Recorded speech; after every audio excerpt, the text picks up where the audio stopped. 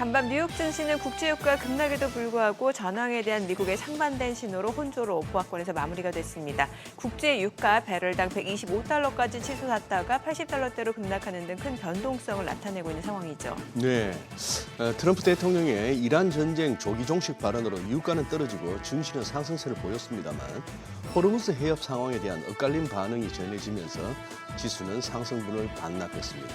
네, 크리스 라이트 미국 에너지부 장관은 미 해군이 호르무즈 해협을 통과하는 유조선을 성공적으로 호위했다고 SNS에 올렸다가 몇 분 후 삭제했는데요. 이후 백악관은 미국 해군이 호르무즈 해협에서 선박을 호위한 적은 없다고 밝혔습니다. 네, 전황 메시지에 대한 혼선, 또 손바람 맞는 트럼프 행정부의 엇박자를 보여주는 것인가 하는 시선도 있는데요.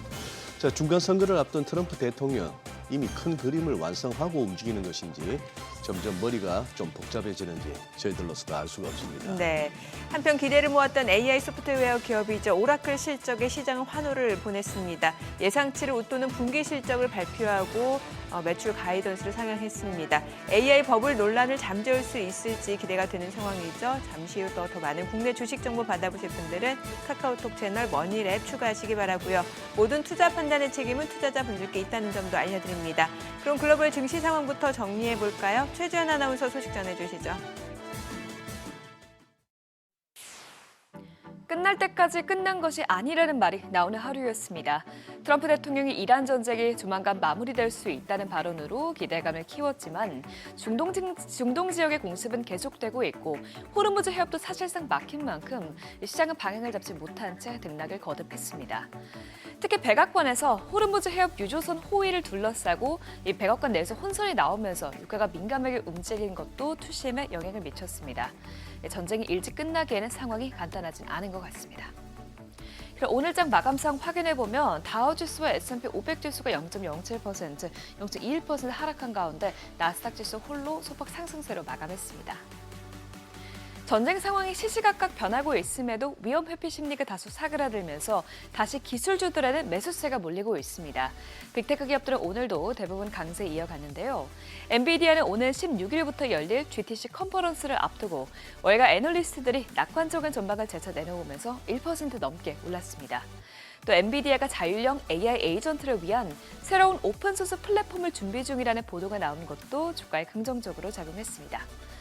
아마존은 대규모 회사채 발행에 나서는 가운데 약 1,260억 달러 규모의 주문을 확보했다는 소식에 오늘 0.39% 상승했습니다. 이번 자금 조달은 지정학적 갈등 속에서도 하이퍼스케일러에 대한 투자자 수요가 여전히 강하다는 점을 보여줍니다. 이런 가운데 미 국방부는 엔트로픽을 공급망 위험 요소로 지정한 이후 구글 제미나이와의 협력 수위를 높이고 있는 것으로 알려지면서 오늘 알파벳 주가는 0.3% 뛰었습니다. 시총 6위부터도 보면 메타는 AI 에이전트 전용 소셜 네트워크인 몰트북을 인수하면서 AI 활용이 대폭 확대될 것으로 기대되자 1% 넘게 올랐고요. 테슬라도 오늘 소폭 상승세 보였습니다. 반면에 브로드컴은 실적 발표 후에 4일 연속 상승한 만큼 1%에 가까운 차익 실현 매물이 출회됐습니다. 한편 간밤 시장은 오라클 실적에도 주목했었는데요. 오라클이 데이터 센터에 막대한 규모를 투자하고 있는 만큼 시장은 이에 대해서 걱정했었는데 다행히 지난 분기 실적은 예상보다 잘 나왔습니다. 매출은 171억 9천만 달러, 주당 순이익은 1.79달러로 전망치를 모두 상회했습니다. 세부적으로 보면 클라우드 매출이 전년 대비 크게 증가하면서 전체 수치를 끌어올렸고요. 내년 매출 전망치도 900억 달러로 제시했습니다. 특히 수주 잔고가 전년 동기 대비해서 325% 증가했는데 이에 대해서 오라클 측은 추가 자금을 조달할 필요가 없을 것으로 예상한다고 밝히면서 AR 수요가 매우 강력하다는 점을 나타냈습니다. 이 현재 주가는 시간 외 거래에서 8% 넘게 급등하고 있습니다. 국제유가는 중동 전쟁의 장기전으로 이어지지 않을 것이란 전망에 힘이 실리고 G7 국가들이 전략 비축유를 방출할 것으로 기대되면서 어느 정도 안정세를 되찾아가는 모습입니다. 다만 오늘 한바탕 소동이 있었죠. 밤사이 미 에너지부 장관이 호르무즈 해협을 통과하는 유조선을 미 해군이 성공적으로 호위했다는 글을 올리자 유가는 단숨에 80달러 밑까지도 떨어지기도 했는데요. 백악관 측은 이에 대해서 사실이 아니라고 확인을 하자 유가는 다시 하락폭을 줄였습니다. 결국 WTI는 8% 넘게 빠지면서 83달러 선에서 마감이 됐고요. 브렌트유는 현재 91달러 선에서 움직이고 있습니다. 심지어 호르무즈 해협의 이란군이 기뢰를 매설하기 시작했다는 보도까지 나오면서 유가에는 다시 변수가 생겼습니다. 길에는 적은 수만 설치해도 호르무즈 같은 이 좁은 수로를 막을 수 있고 설치하면 제거하는 것도 오래 걸려서 전쟁이 끝나도 오랫동안 선박 운항이 마비될 수 있는데요. 이런 점에서 유가가 한동안 계속 흔들릴 수 있는 점에 주의해서 봐야겠습니다. 그럼 오늘 나온 경제 지표들 보면 경제 지표들은 양호했습니다. 우선 고용 지표는 이 미국의 민간 고용은 최근 4주 기준으로 봤을 때 주당 평균으로 15,500명 증가한 것으로 나타났습니다. 이는 지난주보다 늘어난 수치고요. 지난해 11월 말 이후로 계속해서 증가세를 이어가고 있습니다. 미국 중소기업의 신뢰도 지수는 소폭 하락하는 것으로 나타났습니다. 2월 소기업 낙관 지수는 98.8로 전달보다 0.5포인트 하락했는데요. 다만 이는 52년 평균치 98포인트보다도 높은 수준입니다. 또 불확실성 지수는 전월보다 3포인트 낮아졌는데요. 이에 대해서 조사 측은 헤드라인 지수는 소폭 하락하긴 했지만 소기업들은 앞으로 몇 달간의 경기 전망에 대해서는 더 자신감을 나타냈다고 설명했습니다. 에너지 가격 안정세에도 국채 금리는 혼조세를 보였습니다. 전쟁의 불확실성에 대한 경계 심리가 반영된 데다가 간밤 진행된 3년물 국채 경매 수요가 부진하게 나온 것도 채권 가격의 부담이었는데요. 오늘 10년물 금리는 0.02%포인트 올라간 가운데 2년물 금리는 변동이 없었습니다. 지금까지 굿모닝 마켓이었습니다.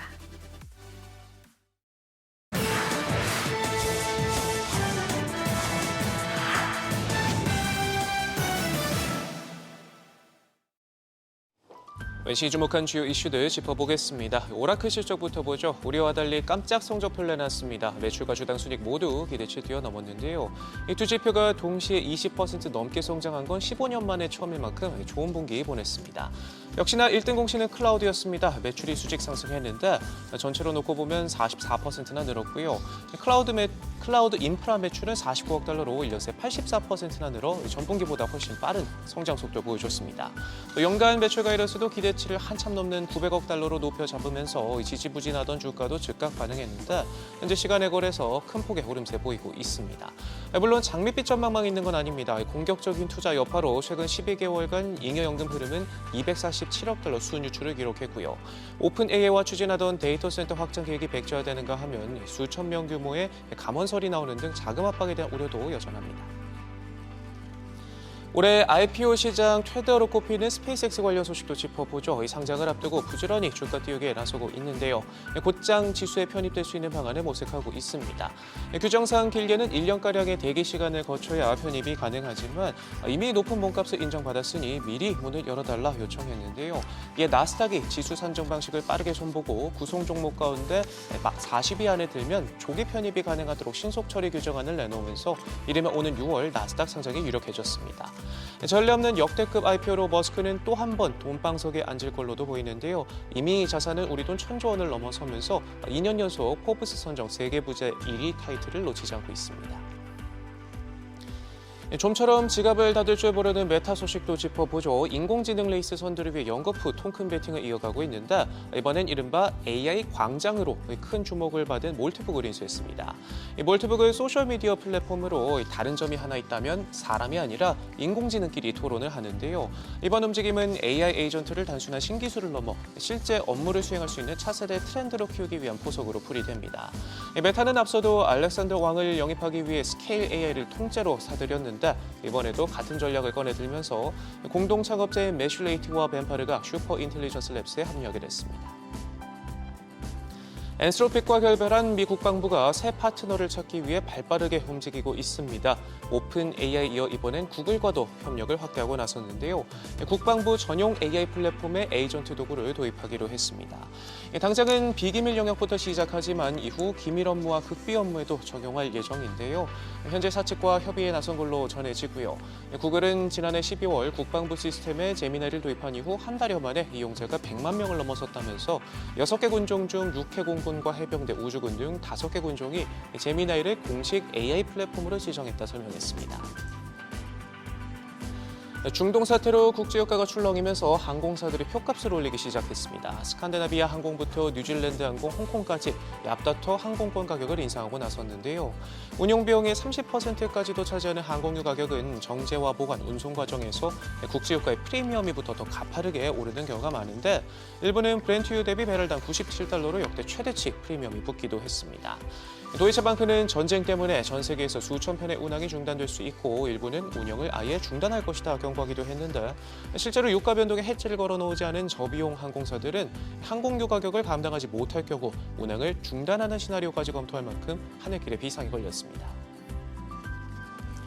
사우디 아람코도 글로벌 석유 시장에 재앙적 결과가 초래될 수 있다 경고하고 있습니다. 전 세계 원유 재고가 최근 5년 새에 최저 수준에 근접했다면서 호르무즈 해협에서의 운송 차질이 길어지면 재고가 줄어드는 속도도 더욱 빨라질 것이다 말했는데요. 이번 사태가 해운과 보험업계를 뒤흔들었을 뿐만 아니라 항공과 농업, 자동차 등 다른 산업에도 도미노 충격을 초래할 것이다. 세계 경제에 미치는 영향도 더욱 심각해질 것이다 강조했습니다. 실제로 중동의 주요 산유국들은 수출길이 막히면서 저장 시설이 포화 상태에 달하자 고육지책으로 감산에 나서고 있어 상황을 더욱 힘들게 하고 있는데 과거 1970년대 오일 쇼크 이후 최악의 에너지 위기가 세계 경제를 강타하고 있다는 진단도 나오고 있습니다. 지금까지 글로벌 비즈였습니다. 어제장에서 이슈가 있었던 업종 살펴보는 기업 이슈 시간입니다. 항공주가 지난달 국제선 여객 호실적과 유가 하락 영향에 강세 보였습니다. 전월 전국 항공의 국제선 여객 실적은 842만 명으로 전년 동월 대비 12% 성장한 것으로 나타났는데요. 아울러 이란 사태로 천정부지로 치솟던 국제유가가 도널드 트럼프 미국 대통령의 발언 등으로 하락한 점도 호재로 작용했습니다. 전문가들은 호르무즈 해협 봉쇄가 한 달 이상 장기화하지만 않는다면 1분기 항공업종의 실적 기대감이 부각될 것이라고 전망했습니다. 어제 올랐던 항공주들 정리해보면 한진칼이 9%대 가장 큰 폭으로 올랐고 이어서 대한항공이 8.7%대, 티웨이 항공도 5.88%, 마지막으로 진에어까지 5.7% 오르는 등 LCC 관련주들도 함께 올랐습니다. 급등장 속에서도 국내 정유 관련 종목들은 국제유가 하락에 줄줄이 급락했습니다. 중동 전쟁 종식 기대에 국내 증시 급등세 보인 것과는 반대로 원유 가격이 반락한 영향으로 풀이되는데요. 앞서 도널드 트럼프 미국 대통령이 전쟁이 곧 끝날 수도 있다고 발언하자 유가는 오름폭을 축소하면서 한때 배럴당 80달러 선까지 하락하기도 했습니다. 이 밖에 주요 7개국 재무장관이 유가 급등에 대비해서 전략 비축유 방출 등 필요한 조처를 할 수 있다는 공동 성명을 빠르게 낸 것도 유가 안정을 이끌었습니다. 어제 하락했던 정유 관련주들 살펴보면 극동유화의 경우 10%대 급락하면서 마무리가 됐고 중앙에너비스도 9.4%대, S오일은 8.39% 하락하면서 전반적으로 급락세를 보였습니다. 일부 로봇주가 어제 상장된 코스닥 액티브 ETF 구성 종목에 이름을 올리고 또 증권가에서 실적 개선 전망이 나오면서 주목을 받았습니다. 우선 어제 상장한 삼성 액티브 자산운용과 타임폴리오 자산운용의 코스닥 액티브 상장지수펀드 ETF에 로봇주들이 대거 구성 종목으로 선정이 되면서 투자 심리가 개선이 됐는데요. 일례로 타임폴리오와 삼성 액티브 ETF의 레인보우 로보틱스의 경우 각각 5.03%, 3.48% 비중으로 편입이 됐습니다. 여기에 더해 증권가에서는 글로벌 로보틱스 기업들의 로봇 상용화와 양산 준비에 따라서 로봇주에 대한 실적 개선 전망도 내놓았습니다. 어제 올랐던 로봇 관련주들 대표적으로 살펴보면 ETF에 이름을 올렸던 종목들 로보티즈의 경우 10%대 급등세 보이면서 마무리가 됐고 이어서 SPG도 5.39%, 말씀드렸던 레인보우 로보틱스까지 3.65% 강세 보였습니다. 정부가 소득 수준과 상관없이 생리대가 필요한 모든 여성들에게 생리대를 지원하는 사업을 본격 추진하면서 관련주가 급등했습니다. 성평등 가족부는 어제 열린 국무회의에서 생리용품 지원 확대 방안을 보고했는데요. 성평등부는 7월에서 12월 생리대가 필요한 모든 여성에게 생리대를 무상으로 제공하는 가칭 공공생리대 드림 시범 사업을 추진할 예정이라고 밝혔습니다. 해당 소식에 관련주들의 매수세가 몰렸는데 위생용품 종목으로 부분이 되는 종목들 좀 살펴보면 모나리자가 12%대 급등하면서 대장주로서 움직이는 모습이었고 이어서 깨끗한 나라가 4.65%, 웰크로는 보합권에 머무르며 마감이 됐습니다. 지금까지 기업 이슈 전해드렸습니다.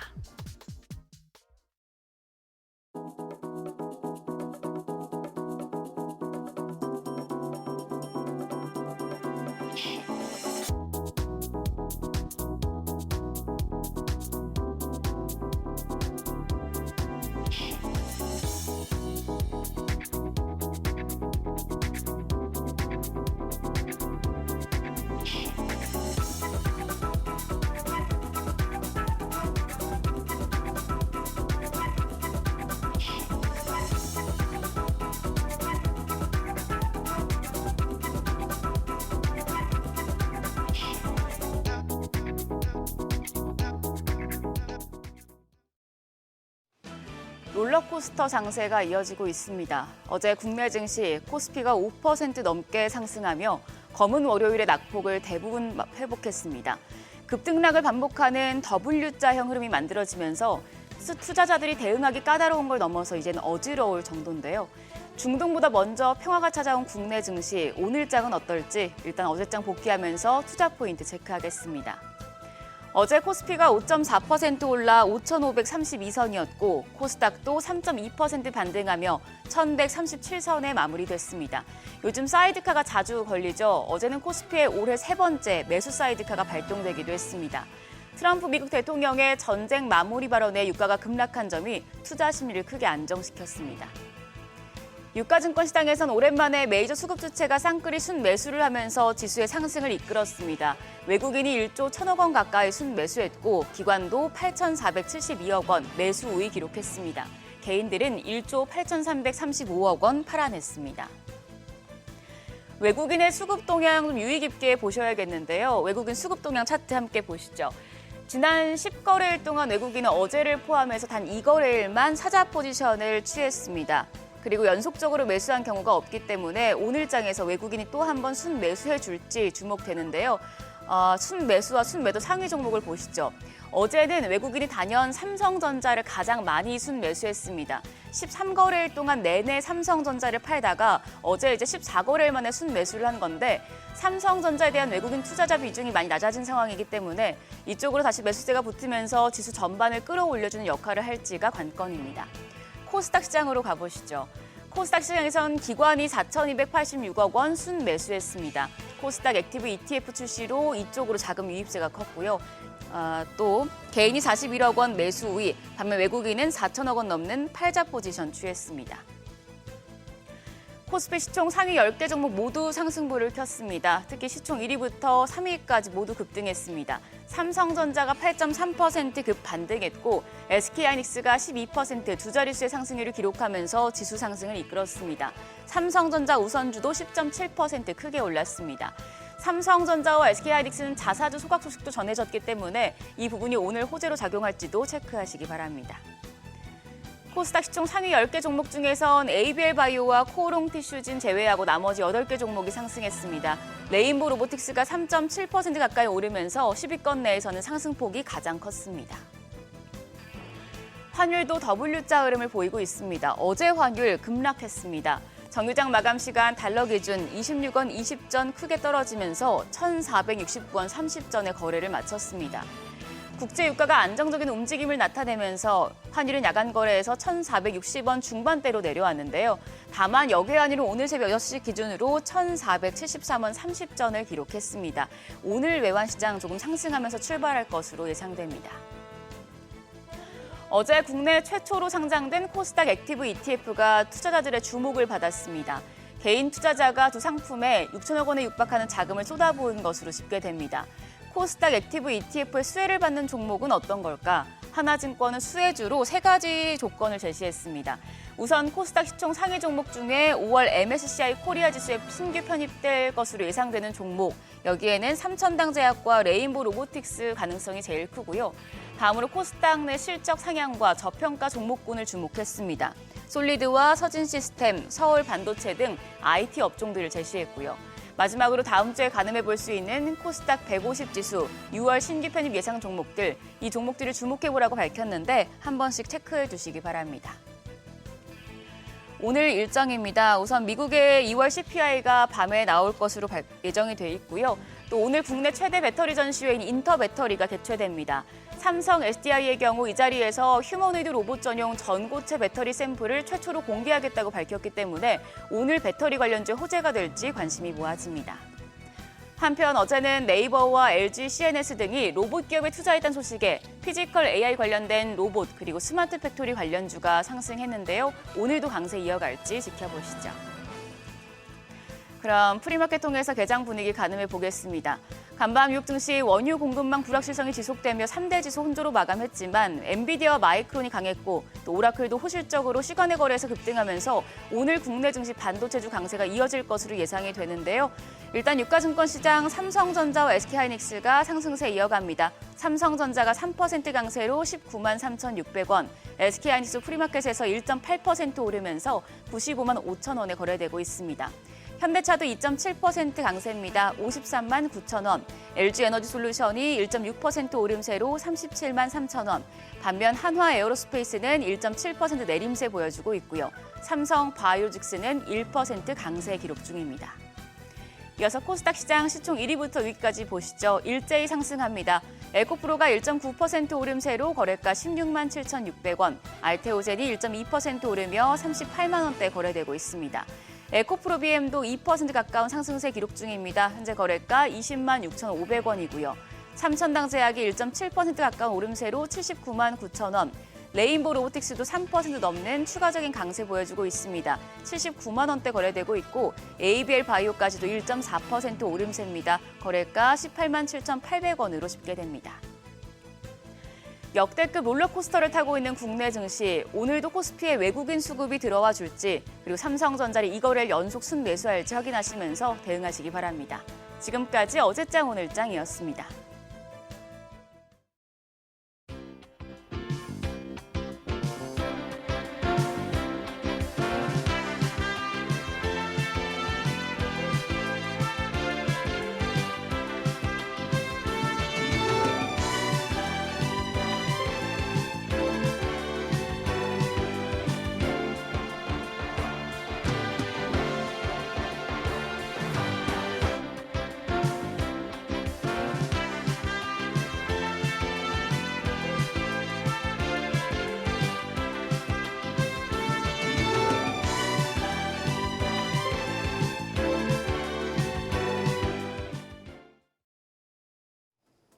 서학개미 브리핑입니다.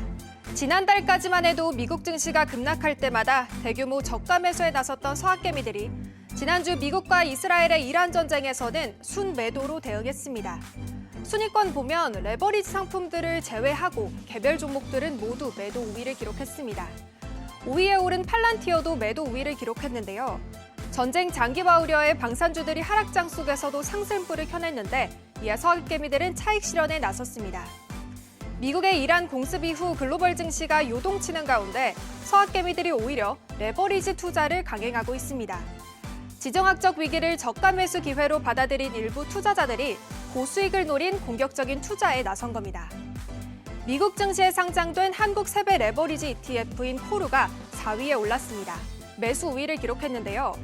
자금이 쏠린 시점을 살펴보면 한국 반도체 대형주들의 밸류에이션 매력이 부각된 시점과 일치합니다.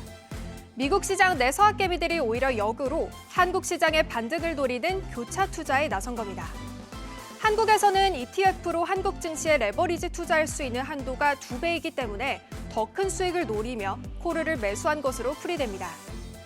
코루에 대한 순매수는 코스피가 12% 폭락하며 역대 최대 하락폭을 기록한 4일에 8,900만 달러 이상이 집중된 것으로 나타났습니다. 무엇보다도 1위인 SOX에 대한 공격적인 매수세가 돋보였습니다. 중동발 지정학적 리스크에 국제 유가가 폭등했고 운영 비용 상승과 공급망 차질 우려가 확산됐죠. 이 여파로 지난주 필라델피아 반도체 지수는 하락했는데요. 하지만 서학개미들은 반도체 업황에 대한 절대적인 확신을 가지고 지수 하락을 매수 기회로 판단했습니다. 특히 그동안 SOX를 저가 매수해서 큰 수익을 얻은 경험이 쌓이자 SOXL 가격이 급락할 때마다 매수로 대응하고 있는 투자자들의 패턴도 살펴볼 수 있습니다. 이어서 뉴욕 증시에서 주목받은 종목 리포트도 살펴보시죠. 실적 발표를 앞두고 있는 마이크론에 대해서 살펴보겠습니다. 엔비디아가 차세대 고대역 복배물이 공급처로 삼성전자와 SK하이닉스를 잠정 낙점한 것으로 전해지면서 마이크론이 상대적으로 부담이 커지게 됐는데요. 하지만 반도체 업황 자체를 바라보는 월가의 시선은 여전히 긍정적입니다. 시티그룹이 내놓은 마이크론에 대한 종목 리포트 살펴보시죠. 아티프 말릭 애널리스트는 메모리 가격 상승세가 예상보다 훨씬 가파르다고 분석했습니다. 2026년까지 디램은 171%, 낸드는 127% 수준의 가격 상승을 예고했는데요. 내년까지 우수한 메모리 사이클 성장세가 이어질 거란 분석을 내놨습니다. 이에 마이크론에 대한 투자 의견 매수를 유지하면서 목표 주가는 385달러에서 430달러로 상향 조정했습니다. 다만 주의할 점도 언급했는데요. 2분기부터는 상승폭이 완만해지면서 주가 상승 탄력도 다소 둔화될 것이라는 관측입니다. 다음으로는 어제 주가가 41% 폭등한 힘세너스입니다. 노보노디스크가 제기했던 비만 치료제 특허 침해 소송이 전격 취하됐죠.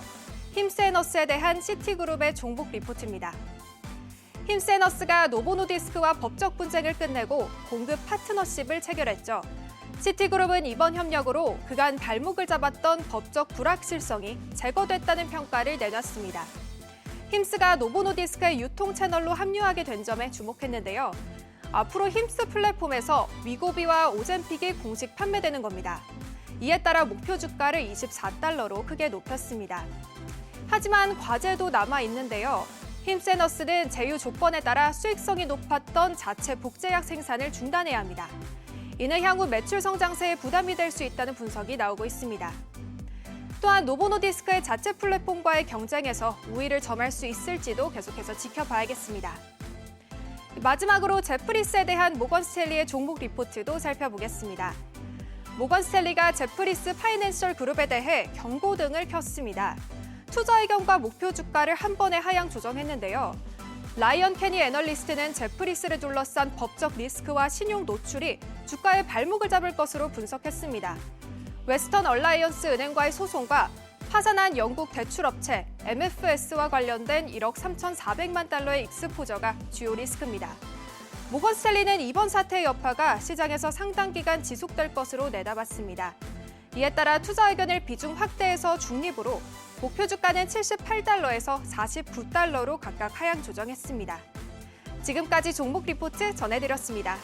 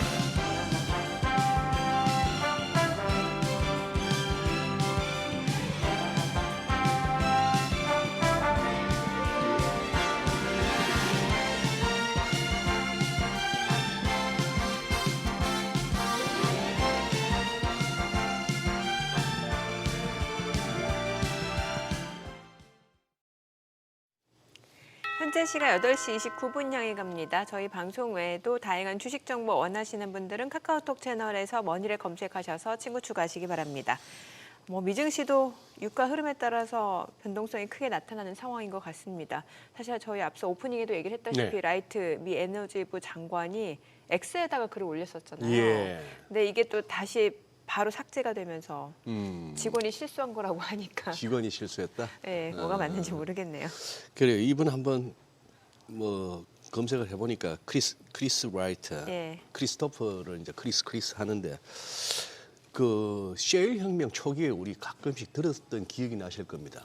피너클 테크놀로지라고. 네. 거기가 이제 셰일 혁명을 주도한 기업인데 거기에 한 92년부터 2006년까지 한 15년 정도 CEO를 역임했네요. 그러니까 셰일 혁명의 주역이었다라고도 볼 수 있는 그런 사람인데 글쎄 괜히 그 메시지를 그렇게 올렸는데 아주 나쁘게 보자면은 요즘 유가 원유 시장 투기 세력들 준동하는 걸 볼 것 같으면은 저분하고 조금만 친분이 있었으면 하루 사이에 팔자 고쳤겠는데요. 훅 빠지다가 그거 삭제하니까 또 훅 오르잖아요, 그죠? 단타치는. 그러니까. 네. 근데 조금 진짜 아까 잠시 살짝 저도 이렇게 오프닝에서 같이 말씀을 드렸습니다만 이 트럼프 대통령이 지금 큰 그림이 완성된 상황에서 이 뭐 베네수엘라, 그린란드, 무슨 또 이란, 그 다음에 또 쿠바까지 언급하고 있는데 네. 이게 뭐 완성된 시나리오 하에서 착착 진행되고 있는지 아니면 이게 애초 생각만큼 잘 안 돼서 진짜 뭐 타쿠라고 뭐 이렇게 시장에서 볼 수 있는 그런 왔다 갔다 하는 모습을 보이는지 어쨌거나 그 트럼프 대통령이 지금으로서는 제일 중요한 어떤 시장 변수다 보니 네. 진짜 내원탕을 오고 가네요. 그렇죠. 그리고 뭐 이란 전쟁 종식을 선언했습니다만 사실 이게 혼자 끝낼 수 있는 건지도 좀 궁금한 거고 뭐 이란이 말 그대로 그 호르무즈 해협에 기뢰를 설치한다고 하면 이건 또 어떻게 흘러갈지도 알 수가 없는 상황이고요. 그러니까요. 예. 지금 상황에서 뭐 기뢰 설치하도록 그냥 내버려 두는 것도 웃기죠. 그렇죠. 이란 지도부를 갖다가 그렇게 정확하게 핀셋처럼 찝어서 보낼 수 있는 정도인데 뭐 기뢰 같은 거 설치하고 있는 걸 둔다. 근데 매일 아침 저는 핀비즈 그 히트맵을 점검합니다만 네. 지금 시장이 약간 이제 크게 출렁출렁한 다음에 네. 다음 방향성을 두고 좀 고민하는 것 같아요. 보니까 그 왜 빨갛고 지금 띄워주시네. 네. 정민이 저기 미국은 초록색이 올라가는 쪽이고 그렇죠. 빨간색 계통이 하락하는 쪽이잖아요. 그죠? 예. 저런 지금 페어웨이 저 상태로 개장하면은 공치를 가시겠어요? 정민 앵커? 저요? 저러면 손님 받으면 안 되지. 저 상태면은 그죠? 그린피가 싸면 고려해 볼 만하죠. 그린피가 싸면 네. 그러니까는 주가들이 가격 메리트가 있으면 고려해 볼 만하죠. 이삭 죽기 정도. 그러네. 아유, 네. 네. 오늘은 우리 송 대표님 나오시는 날인데. 네. 디멘전 투자자문 투자 부분 송재경 대표님 함께합니다. 어서 오세요. 어서 오세요, 안녕하세요. 송 대표님. 예. 지금 뭐 정신없이 시장이 왔다 갔다 합니다. 무슨 뭐 매일 거의 매일이다시피 사이드카, 서킷 브레이크 이런 그러게요. 얘기가 막 나오고 있는데 네, 맞습니다. 이제 뭐 조금 잦아들지 않을까요? 그랬으면 좋겠습니다. 그죠? 저도. 예. 뭐 정말로 그 유가가 그렇게까지 출렁인 건 저도 좀 처음 본 것 네. 같습니다. 정말로. 불과 우리가 일주일 전만 해도 $70 배럴당 사실 $60, $70 요걸 보고 있다가 그러니까. 지금 월요일 날은 뭐 $120를 한번 찍고 왔잖아요. 예. 그래서 거의 2배, 일주일 사이에 2배를 간 거고 정확히는 뭐 하루 사이에 50% 맞아요. 가까이 왔다 갔다 움직였으니까. 했습니다. 그래서 이렇게 놓고 보면 시장이 확실히 이게 러브 전쟁 때의 유가 흐름하고는 완전히 다르다라고 생각을 하고요. 가장 큰 이유는 잘 생각해 보시면 러브 전쟁 때도 $120까지 갔었는데 그때는 선택이 문제였어요. 무슨 말이냐면 러시아 원유가 중단이 된 게 아니라 러시아하고 전쟁을 하는데 러시아 원유를 사줘갖고 전쟁 자금을 대주면서 우리한테 포탄 쏘게 할 수가 있겠느냐. 그러면서 사실은 안 수입을 한 거지. 엄밀히 말하면 그러니까 선택의 이슈였습니다. 네. 그러니까 살까 말까였는데 그래서 다 같이 힘 합쳐서 사지 말자 이거였고 네. 지금은 돈 싸들고 사고 싶어도 가서 줄 서도 못 사는 거잖아요, 지금. 그렇죠. 지금은 선택 이슈가 아니거든요, 지금. 이게 차원이 다른 이슈이기 때문에 유가 시장도 대응하는 것이 완전히 다르다. 하게 보셔야 될 것 같고, 아까도 언급 주셨지만 지금 사실 제일 걱정은 트럼프 대통령의 계획대로 가면은 오히려 시장은 좀 안도를 할 텐데 느낌상 보면은 이게 뭐랄까요? 이게 냉탕 온탕이란 말 자체가 냉탕 온탕을 일부러 계획하지는 않을 거지 않습니까? 좀 꼬였다고 보시는 거예요? 지금 상황은 꼬였다고 봐야겠죠. 지금 상황 자체는. 시장도 그렇게 대응을 하고 있는데 어쨌든 이게 아까 말씀 주신 대로 전쟁의 시작은 트럼프가 했지만 네. 끝은 지금 이란 자기네들이 끝내겠다고 지금 얘기를 하는 거잖아요. 자기네 끝날 때까지 끝난 게 아니라. 결국에 양측이 협의가 돼야 되는 거죠. 전쟁이란 건 그렇죠. 예, 이게 예. 한쪽에서 그러니까 이게 완벽한 차이면 모르겠는데 과거의 경험상 미국이 특히 중동전이나 그쪽 들어가서 단 한 번도 자기가 원할 때 끝나고 나와본 적이 없지 않습니까? 지금. 예. 이렇게 놓고 보면 이게 이제 그냥 허투루 들리는 얘기는 아닌 것 같고 아까 기뢰 얘기도 나오는데 그건 사실 섬뜩한 얘기입니다. 그게 맞아요. 지금 상황은. 예, 예. 이게 호르무즈 해협이 한 1km 제일 좁은 데가 그렇지만 배가 다니는 데는 한 3-4km밖에 안 된다고 그러거든요. 그러더라고요. 예, 왕복 한 4마일 정도를 보더라고요. 왜냐면 그게 네. 배가 크면은 밑에도 수심이 좀 있어야 되니까. 그렇죠. 네. 그러니까 실제로는 다 이렇게 들어가 있을 거잖아요. 네. 그러니까 실제로는 서로 줄 서갖고 한 줄로 들어가 한 줄로 나오고 그렇게밖에 안 될 거잖아요. 그래서 한두 줄 뭐 이렇게 해서 그렇게 놓고 본다면 실제로 기뢰의 만일 그것이 된다면 그건 좀 생각보다 심각한 거다 봐야 될 것 같은데 다만 이란도 아마도 지금 일부 만일 설치를 하고 그걸 가지고 레버리지로 삼지 않을까? 트럼프와의 협상에서 저는 개인적으로 그렇게 생각을 합니다. 왜냐하면 본인들도 거의 설치한 다음에 그거 빼는 것도 만만치 않을 거거든요. 왜냐하면 이게 해류에 따라서 이게 그 땅에다가 묻는 건 그래도 대충 위치에 미리 지도에다가 찍어놨으면 그것만 갖고 있으면 가서 찾을 텐데 네. 해류는 이게 무서운 게 왔다 갔다 하잖아요, 지금. 그래서 아무리 뭐 빨라도 한 1-2주는 더 걸린다는 얘기가 있더라고요. 그렇죠. 예. 그래서 심지어 한두 달이 걸린다 뭐 이런 예, 얘기도 예. 있습니다. 그래서 기뢰 설치가 정말로 전방위로 된다면 그건 좀 상당히 심각할 수 있는데 이란도 아마 거기까지는 본인들도 그건 마치 이제 이란의 손을 떠나는 거잖아요, 마치. 예. 아마 그래 거기까지는 가지 않고 아마도 지금은 그냥 제가 이란 지도부라면 네. 아마도 거기에 그러한 그 제스처를 취해서 트럼프와의 압박을 좀 더 주면서 그 소위 우위를 가져가는 그 방향으로 가져가지 않을까? 그게 좀 합리적인 전략이지 않을까? 너 죽자 나 죽자까지 가는 거는 그래도 지금 아닌 걸로 보여서 그렇게 저는 이제 기대죠 이건 사실 아하, 예. 기대를 하고 있습니다. 네. 그래서 중요한 거는 사실 시장에 영향을 주는 게 지금 유가 변수인 것 같습니다. 그럼 유가 흐름부터 좀 저희가 얘기를 해봐야 될 것 같아요. 예, 사실 우리가 이제 다들 예. 초기에 그런 생각했죠. 미국이 저렇게 자신 있게 때리는 거는 예. 미국 내에서 이제는 에너지 순수입국에서 수출국으로 바뀐 지가 2019년인가부터 됐으니까 꽤 됐죠, 미국은 이죠. 그렇죠. 예, 예. 그러니까 이제 자신감 있으니까 이제 막 때리는 거다 중동에라고 했지만, 그러니까 이게 그 뭐지? 나온다고 다 되는 게 아니고 네.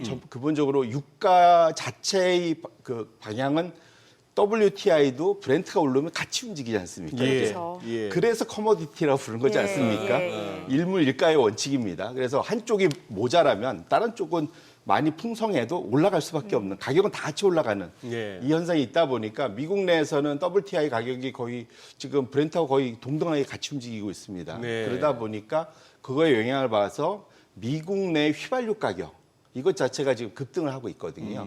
그래서 제가 첫 번째 차트를 갖고 와봤는데 지금 보시면은 미국 휘발유 가격 추이가 제가 이거 월요일 날 마지막 미국 시간 월요일 말로 이제 3.48달러까지 치솟은 건데 작아 보이지만 저기 꽤 큰 겁니다. 왜냐하면 네. 이게 불과 1-2주 전에는 2달러대였기 때문에 엄청나게 지금 갤런당 예. 이렇게 올라갔고 제가 오늘 아침에 다시 체크해 보니까 이게 3.54까지 올라갔더라고요. 네. 지금 이 전문가들은 이 얘기가 이번 주 안에 4달러 넘어갈 거라고 생각합니다. 지금 이 속도면은. 근데 4달러가 넘어가면은 미국 사람들이 가장 민감해하는 게 4달러 근방이라고 그러더라고요. 그걸 넘어가면 불만들이 터져 나오고 줄 서고 막 이제 이런 일들이 벌어지는 일이 이제 4달러가 넘어가는 때라고 그러더라고요. 그래서 옛날에 그 예. 광고에서 4달러 했구나. 예. 4달러가 중요하구나. 그러네요. 그 아니, 4달러 저도 잠깐 생각은 나긴 했는데 쓰실 줄은 모르죠. 네, 그 말을 바로 하실 줄은 몰랐어요. 예. 그러네요. 그래서 예, 햄버거도 중요하고 이게 저것도 중요한데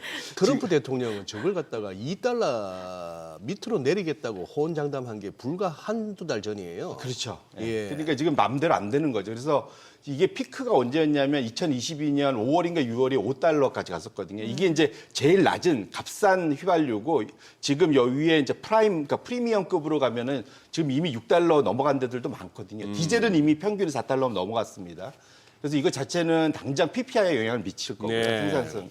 그러니까 그다음에 지금 투자자 심리에도 영향을 미치는데 당장 미국의 소비자 심리에 아주 악영향이 되거든요. 그래서 다음 차트를 열어봐 주시면 전에도 몇 년 전에 한번 보여드렸던 차트인 것 같은데 미국 휘발유 가격하고 대통령 지지율은 정확히 같이 움직이는데 반대로 같이 움직입니다. 그렇죠. 예. 예, 그러니까 아까처럼 상당히 미국은 장기 운전 많이 하고 지금 이제 한 두어 달 후면은 드라이빙 시즌 들어가잖아요. 네네. 지금.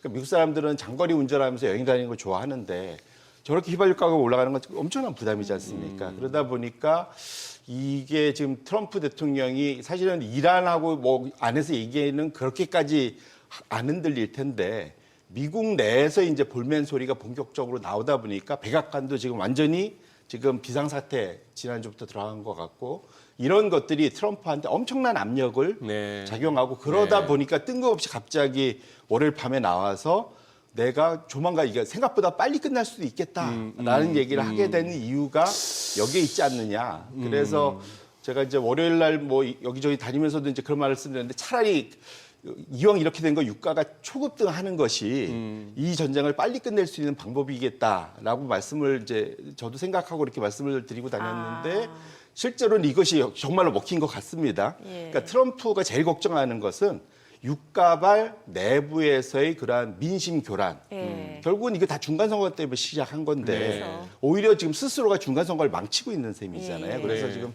빠져나올 소위 이제 출구 전략을 만들 수밖에 없는 상황인 것만은 그나마 불행 중 다행이다. 근데 이제 다만 걱정은 이 끝은 트럼프가 마무리 짓는 것 같아 보여도 실제로는 이란과의 합의가 꼭 필요한 것 같다. 이렇게 말씀드립니다. 근데 이제 어제 그저께 이제 장을 보면서 그거 했던 게 저도 뭐 그런 일이 있었던지는 글로벌 모니터 기사를 보면서 알았는데 토니 블링컨 그러니까 바이든 행정부 때 국무장관 했던 사람 네. 뭐 이력을 보니까 오바마 때는 백악관 국가안보보좌관 하면서 그 당시 이란 핵 협상 또 실무 작업도 했더만요. 네. 근데 딱 그 블룸버그 그 팟캐스트에서 한 얘기가 4일쯤이었는데 결국 시장과 군수품이 결정할 것이다. 트럼프 대통령의 어떤 그 강경책 물러서고 굉장히 그 인사이트 있는 얘기예요. 그 뭐 토니 블링컨이라고 한다면은 지금 트럼프 행정부가 하는 모든 게 못마땅할 수 있는 그런 진영에 속한 사람이지만 그 말만큼은 맞는 게 일단 군수품 다시 채우는데 시간이 좀 걸릴 것 같고 그다음 시장 얘기했잖아요. 유가도 그렇고 증시도 지금 위태위태했고 그다음에 국채 수익률로 대변되는 시장 금리도 막 뛰고 이러니까 막 몰아붙이기에는 좀 그거 했다 하는 것이고 유가 부분 방금 설명 듣다 보니까 미국 시민들 입장에서 가장 피부에 다가오는 거고 그럼 우리는 어떻게 됩니까? 뭐 100불을 넘어가네 환율이 뭐 1,480원, 90원, 1,500원도 가네 한다고 해서 순식간에 주유소 기름값이 올랐는데 다시 1,460원, 70원으로 내려왔고 유가도 다시 80불 내려왔으면 며칠 전에 올린 것보다 그러면 또 다음은 1, 200원이라도 낮춰줘야죠.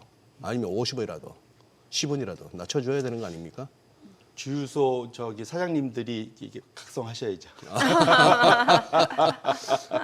아니 그래서 뭐 그렇다고 해서 어떤 그쪽 정유업계나 주유소 업계를 갖다가 전체를 갖다가 무슨 뭐 이렇게 악덕화 뭐 악마화하는 것도 그것도 그거 하지만 근데 너무 그렇게 시차를 두지 않고 바로바로 이렇게 하는 것도 보면은 소비자 입장에서는 이쪽 저쪽 다 좀 과하지 않게 좀 했으면 좋겠어요. 예. 아니, 저도 이렇게 월요일 날 제가 늘 여기 방송 올 때 요 근처에서 넣거든요. 싼 데가 네네네. 있어서. 네. 그날 보니까 줄을 쓰더라고요. 보통 줄 쓰는 데가 아닌데 그러니까. 거기가 예, 싸다 보니까 예, 예. 확실히 말씀 주신 대로 지역별로 어떤 데는 너무 비싸게 올라가고 아닌데 이게 편차가 심하다 보니까 아무래도 이제 요즘같이 불안불안할 때는 싼 데를 찾아서 다니지 않습니까? 예. 그러니까 말씀 주신 대로 이게 항상 이게 그 불만들이 올라갈 때는 빨리 올라가는데 내릴 때 천천히 내린다는 게 불만이지 않습니까? 예, 그러니까. 뭐 이참에 그것에 좀 뭐랄까요? 그런 알고리즘이라고 해야 될까요? 그런 왜 그런 식으로 가는지는 저도 잘 모르겠지만 좀 이참에 좀 말할까 좀 투명해지면 좋겠다 그런 생각을 하고 이번에 유가 출렁거리면서 어쨌거나 그거 한 게 항상 WTI가 그거 했잖아요. 브렌트유보다 한 4, 5불 낮게 이렇게 형성되다가 예. 이번에 그냥 붙어버렸잖아요. 네. 그만큼 이거는 WTI 쪽에 투기가 세게 붙었다고 보면 될 것 같고 맞습니다. 우리가 그래도 적어도 주유소에서 기름 넣을 때마다 이렇게 보면은 디젤이 휘발유보다는 그래도 한 1, 200원 싸잖아요. 네. 근데 이번에 붙어버렸어요 또. 뭐 그런 식이 됐는데 참 WTI가 네. 저도 최근에 알았습니다. 정민행거 통해 가지고 우리 웨스트 텍사스 인터미디엇 해가지고 WTI, WTI 서부 텍사스 중진류 하는데 네. 그거보다는 요즘 매체들 중에도 서부 텍사스한 원유 이렇게 표현하는 데가 많이 나오는데 네. 그 말이 더 맞는 것 같아요. 맞습니다. 네. 중진류가 아니더라고. 네네. 완전 경질류죠. 경제류. 예. 맞습니다. 예. 예. 그러니까 그래서 보통 우리가 원유를 갖다 놓으면 그대로 쓸 수 있는 게 아니라 정제해서 쓰는데 네. 휘발유가 나오는 함량이 더 많죠. 네. 황 함유량이 낮다 보니까. 그렇죠. 그러니까 예. 그래서 상대적으로 소위 이제 조금 더 그 값비싼 경질료가 좋은 거죠. 네네네. 좀 더 맑다라고 맑다. 그렇죠. 맑다. 근데 이제 그게 그때마다 다른데 무슨 말이냐면 정제 시설을 어떻게 만들었냐에 따라서 이게 또 서로 다릅니다. 네네. 하기야 뭐 중진료를 예. 아스팔트를 하니까 느낌이 오더만. 네네. 끈적거리는 거. 그러니까 이게 중진료가 꼭 나쁜 게 아니라 꼭 예, 예. 일부러 해서 미국이 중진료는 또 수입하잖아요. 맞아요. 예. 왜냐하면은 예. 옛날부터 일단은 정제 시설 자체를 옛날 그 소위 아랍산이나 베네수엘에서 갖고 오던 거를 정제하기 좋게끔 세팅을 해놨기 예. 때문에 예. 그래서 제가 아까 말씀드린 대로 이게 항상 좋은 게 아니라 내 몸에 맞아야지. 그러니까 그렇죠. 예를 들면 이렇게 예, 영양소도 나한테 맞는 거를 먹어야지. 맞아요. 예. 이게 모든 사람한테 좋은 보약 뭐 이런 건 없지 예, 않습니까? 적재적소에 필요한 기름이 다른 거죠. 맞습니다. 예. 예. 그래서 그 상황에 따라서는 좀 다르다 이렇게 보셔도 될 것 같습니다. 네. 유가 얘기하다가 이렇게까지 너무 깊게 들어간 것 같습니다. 경질료 예, 너무 깊게 얘기까지. 들어간 것 같습니다. 예. 뭐 어찌됐건 트럼프 대통령은 사실 이번에 이제 본인이 재선에 성공할 수 있었던 이유 중에 하나가 일단 그 정권에서 물가가 워낙 또 좀 민심을 안 좋게 하다 보니까 그 이유가 있기 때문에 본인도 이제 중간 선거를 앞두고 좀 유가 급등이 아무래도 좀 아킬레스건일 것 같고 자, 그런 부분에서 조금 더 시장은 좀 환호하는 분위기를 나타내고 있는 상황이고 자, 그렇기 때문에 지금 이제 뭐 물가 지표 이것도 좀 많은 관심을 갖고 있는 것 같은데 맞습니다. 이거는 어떻게 저희가 해석을 하는 게 좋을까요? 이번 주 하필이면 또 그래갖고 미뤄졌던 이제 물가 지표들이 예. 다 발표가 됩니다.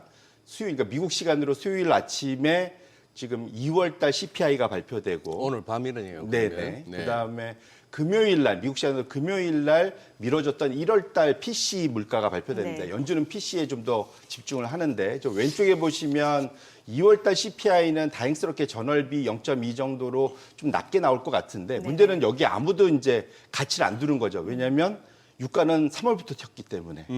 그래서 보통 이게 유가 그렇게 해서 지금 2월달 수치가 낮은 것이 시장에 큰 위로가 되지는 않을 것 같다. 그게 이제 첫 번째고요. 우측에 보면 1월달 수치긴 하지만 미뤄졌긴 하지만 여전히 중요시하는 PCE 물가는 이 두 개월, 그러니까 12월, 1월 연속 전월비 0.4% 이상 나올 것 같아서 상당히 높게 나올 것 같거든요. 그래서 지금 이것 자체는 이제 부담이죠. 연준이 그래서 지금 시장에서는 연준이 금리 인하 시점을 거의 9월까지 밀어놨습니다. 그러니까 예. 기대 수준이 상당히 낮아졌고 그다음에 보통 CPI가 유가 급등이 10% 이상 급등했을 때 그것이 미치는 것은 시차를 두고 네. 한 3개월 정도 후까지 나타나거든요. 그래서 헤드라인이 많이 올라갑니다. 그래서 유가가 보통 10% 올라가면 CPI는 한 지금 모스탠리에 의하면 한 34bp 정도도 올라가는 걸로 나타나거든요. 누적적으로. 그래서 지금이 중요한 게 아니라 이제 3월 달에 이렇게 올라간 것이 유지가 되면 4, 5, 6 한 6월 달까지 계속 영향을 줄 거거든요. 그래서 헤드라인 CPI가 상당히 좀 높게 나올 가능성이 있어서 상당히 이제 물가에 대한 불안, 걱정 이런 것들은 확실히 좀 더 나타날 것 같고요. 그것이 결국 미국의 이런 상황이면 미국의 장기 금리도 내려오고 지금 장기 국채 경매도 상당히 호황이어야 되는데 네네. 왜냐면 안전자산 선호 이런 네. 것 때문에 안 그렇잖아요. 지금 예. 보면 예. 금리가 지금 안 내려오고 있어요. 맞아요. 오히려 올라가고 있는 좀 맞습니다. 상황인 그래서 것 이런 상황을 놓고 보면 확실히 유가에 대해서 트럼프가 좀 확실히 잘못 계산한 것 같다. 그래서도 지금 이거에 대해서 관리가 자신은 잘할 수 있다라고 생각을 한 것 같은데 생각보다 지금 이게 내 마음대로 안 되는 이유도 이런 거다. 이걸 그냥 내비두면서 사실 트럼프가 간다라고 생각하는 거는 상당히 트럼프도 이와 관련해 갖고는 민감한 지금 대통령인데 이거를 그냥 이런 식으로 두고 갈 수밖에 없는 상황인 것은 그래서 아까 우리 모두의 자기 계획대로 잘 안 된 거 아닌가라는 걱정을 시장에 할 수밖에 없는 상황인 것 같아요. 좀 새겨 들을 필요가 있죠. 트럼프 대통령의 발언. 작년에 관세 때려놓고 시장 막 출렁거리니까 우리는 시장 그렇게 신경 안 써. 뭐 주식시장 안 쳐다봐 하는데 알고 보니 굉장히 민감하더라 하는 거. 거의 매일 실시간으로 보는 느낌이었죠. 보는 느낌이고. 예. 이번엔 유가. 예, 이번엔 유가도 뭐 기자들하고 얘기할 때는 나 이거 이렇게 전쟁 터지면 유가 오를 줄 알았다. 내가 생각했던 보다 덜 올랐다. 뭐 이렇게 얘기는 합니다만 요즘 다 반대로 해석하면 될 것 같습니다. 그런 것 같아요. 네. 아니 그러니까 네. 이스라엘한테 그 이란 에너지 시설 타격하지 말라고. 그러니까 이것도 결국 유가 급등할까 봐 또 그런 거잖아요. 맞습니다. 예. 그러니까 유가를 비축하기를 원하지 태우기를 원치 않는다. 예. 그 속마음이 그대로 드러나는 거거든요. 지금. 그리고 이스라엘이 너무 좀 그냥 개인적으로는 좀 과격하다는 느낌이 드는데 전쟁을 해도 아니 원유 시설 이런 걸 다 파괴하면 어떡합니까? 그거 나중에 다 인류가 그걸로 먹고 살아야 되는데 이스라엘이든 이란이든 미국이든 그게 우물에다가 독을 푼 거죠. 우물에다 덕을 푸는 네. 사실 그런 행동인 거죠. 맞아. 예, 그래서 사실은 지금 이 상황에서는 미국과 이란 모두가 피해자인데 예. 그렇죠. 최대의 수혜는 이스라엘이라고 봐야 될 것 같습니다. 러시아도 네. 마찬가지잖아요. 그렇죠. 러시아도 맞네요. 약간 예, 옆에서 웃고 있을 거예요. 조용히 웃고 있을 예. 것 같습니다. 그래서 지금 상황에서 러시아에 대한 제재를 이래서 풀어준다니까 이게 대체 미국의 정책이 어디로 가는지 지금 알 수가 없는데 네. 예. 그래서 어쨌거나 지금 상황은 지금 그러니까 시장은 트럼프의 이 말에 의해서 조금 안정은 됐는데 당분간은 적어도 이번 주가 저는 상당히 좀 이번 주까지는 그러니까 이번 주는 아닐 거다란 뭘 그것도 의미가 있는 말이 그래서 지금 당장 이것이 자기 마음대로 핸들은 안 될 것 같아 갖고 네. 적어도 이번 주와 다음 주까지는 변동성에 대해서 감안하시면서 우리 투자자분들이 임하는 것이 좋지 않을까 저는 그렇게 생각하고 있습니다. 네. 자, 지금 시각 8시 51분 향해 갑니다. 오늘 양시장 호가 상황 체크해 보겠습니다. 먼저 코스피 예상 체결 지수부터 확인해 보죠. 오늘은 1% 상승 예상됩니다. 지금 5,600선으로 집계가 되고 있고요. 코스닥도 1% 상승 예상됩니다. 지금 호가에서는 1,149포인트로 나타나고 있습니다. 시가총액 상위 종목 예상가 보도록 하겠습니다. 삼성전자 지금 보합권 예상되고 있습니다. 지금 호가는 18만 8,100원으로 집계가 되고 있고 SK하이닉스가 1.9% 상승 예상됩니다. 예상 체결가는 95만 6천 원. 현대차입니다. 4% 상승 예상되고요. 호가 54만 7천 원.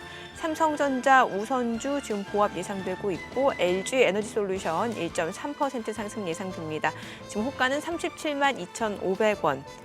그리고 삼성 바이오로직스가 2% 상승 예상됩니다. 지금 호가 162만 4천 원이고 한화 에어로스페이스 예상 체결가는 145만 원이고요. SK스퀘어가 지금 현재 2% 상승 예상됩니다. 기아 5% 오름세 예상되고요. 호가는 17만 원, 두산에너빌리티 예상 체결가 10만 3,100원으로 나타나고 있습니다. 코스닥 시가총액 상위 종목 예상가도 보겠습니다.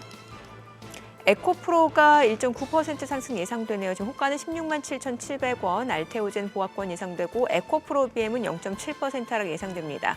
삼천당제약 지금 호가 79만 2천 원, 레인보로보틱스가 오늘 3.9% 상승 예상되고요. 호가는 79만, 지금 80만 원까지 올라가네요. ABL바이오가 1% 상승 예상되고요. 리노공업 지금 보합권 예상됩니다. 코오롱티슈진 지금 호가가 10만 3,800원, 2.3% 상승 예상되고 케어젠 보합 예상되고요. 펩트로는 3%대 강세가 예상됩니다.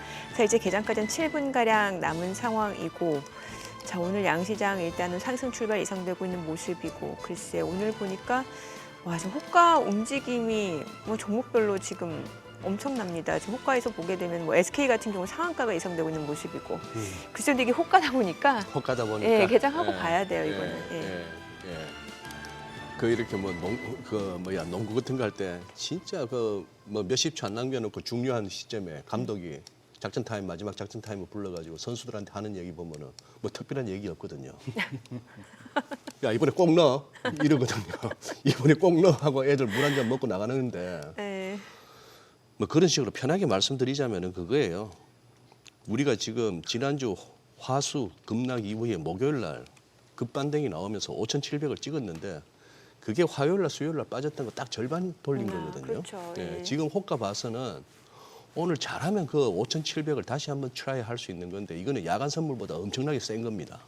야간 선물보다 엄청나게 센 거라서 호가하고 개장 분위기는 좀 다를 수가 지금 있는 또 것 호가는 같은데. 다시 또 4% 강세가 예상되고 삼성전자 같은 경우는 그런 식으로. 예. 예.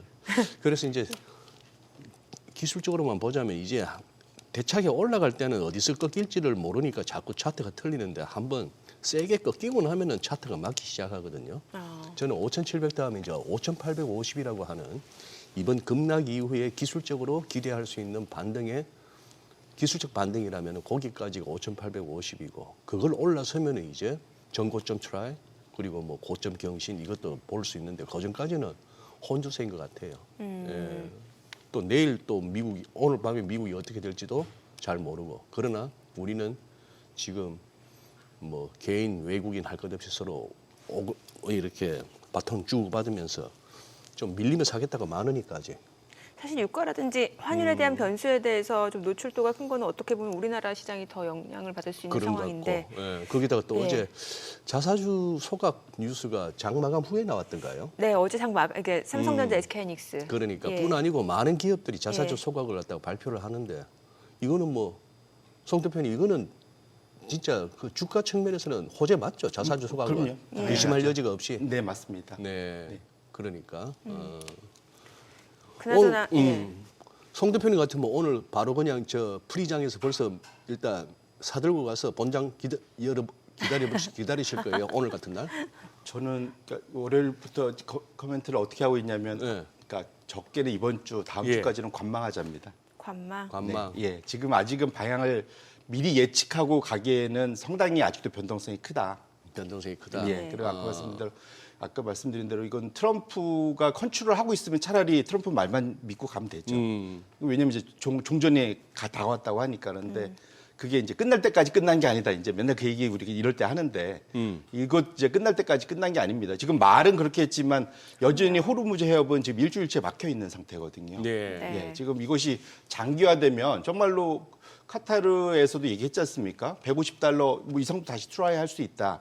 지금은 그러니까 겁이 나갖고 한번 110달러까지 갔다 왔긴 했는데 실제로 이게 장기화되면은 이게 고유가가 지속될 수 있거든요. 그거는 정말로 전 세계적으로 상당히 어려워지는 상황이 국면이 됩니다. 그래서 그거는 이제 그러니까 주식을 들고 가느냐 뭐 이런 거 이슈하고 좀 다 차원이 다른 얘기가 될 수 있어 갖고 그래서 이것 자체가 지금 장기화되는지 여부가 우리가 좀 체크할 필요가 있어요. 그래서 지금 단기적으로 이제 그러니까 아까 저기 미국장에서도 네. 했지만 우리 개인들이 미국에서 코루 그 3배짜리 코루, 코스피 그 25, 50 쫓는 3배짜리 하루 단타 투자 엄청 많이 하시는 것 같은데 이렇게 당일치기야 뭐 어떻게 할 수 있겠는지만 네. 조금 길게 들고 가고 싶어 하는 분들이 있다면 지금 상황에서 그러니까 우리가 지금 여기서 지금 들어가자라는 거는 지금 저점이라는 확신이 있어야 되잖아요. 예.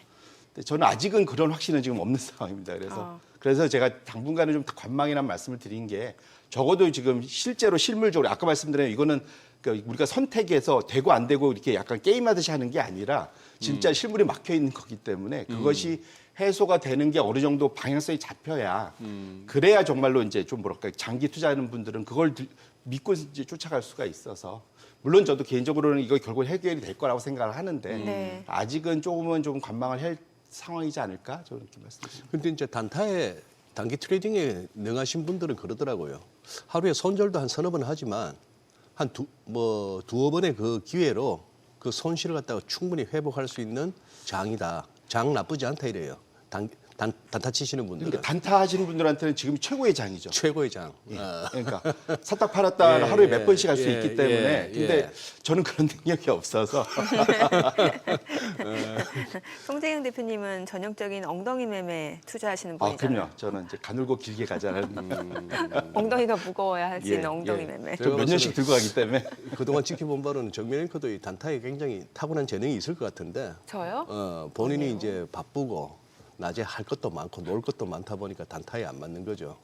그리고 아마 단타를 한번 해보려고 해보시면 아시겠지만 네. 이게 거기에 일반적으로는 사람들이 거기에 한번 들어가면 피폐해집니다. 정신이 피폐해지고 예, 피폐해집니다. 시세에 일희일비하게 되고. 네, 그럼요. 이게 예. 항상 뭔가 이렇게 울렁증 생기고요. 네. 네, 그리고 그렇습니다. 한번 단타 시도했다가 내가 애초에 마음 먹었던 대로 손절할 때 손이 안 나가는구나 싶으면은 단타 하시면 안 됩니다. 그렇죠. 그렇죠. 약간 근데 기계적으로 해야 되죠. 사는 건 쉬워도 파는 게 어렵거든요. 예, 맞아요. 예. 네, 그래서 다들 못 팔아갖고 다 물려서 장기 투자하지 않습니까? 그래서 비자발적인 장기 투자를 고려해서 좀 우량주를 단타하는 것도 나쁘지 않은 전략인 것 같고. 그러니까 정 그러면 지금부터 이런 건 가능하죠. 내가 원래 어떤 종목을 더 사고 싶었는데 그러면 지금부터 한 달 동안 제가 매일 조금씩 사겠다. 예, 예. 뭐 이런 거는 오히려 가능할 것 같아요. 그런 식의 방향성은 되는데, 그러니까 이번 주 안에 내가 이걸 샀다 팔았다 해서 뭔가 큰 수익을 내겠다. 네. 그거는 저는 어쨌든 자신이 없어서 권하지 않는다. 네. 개장 전에 저희 그 오라클 실적 얘기도 좀 여쭤보고 아, 싶은데 실적 좋았잖아요. 일차적으로는 참 다행이다. 예. 일단 말씀드리고 싶고 오라클은 상당히 크리티컬했어요. 예. 주가 위치가. 예, 여기서 맞습니다. 실적까지 안 좋았으면 나락으로 가는 건데. 일차적으로는 역시 우리가 전에도 봤지만 AI 투자 열기는 여전하구나를 오라클의 실적과 향후 전망에서 우리가 확인할 수 있었다. 특히 AI 그러니까 전반적인 매출은 한 20%대 나왔지만 그 소위 그 AI 데이터 센터 분야는 80%대 이상 증가를 하면서 고성장을 했다라는 것이 정말 다행이고요. 오라클 같이 상대적으로는 문제하잖아요. 그러니까 네네. 투자는 세게 하는데 돈을 그만큼 못 벌어서 계속 빚이 늘어나는 회사이기 때문에 예.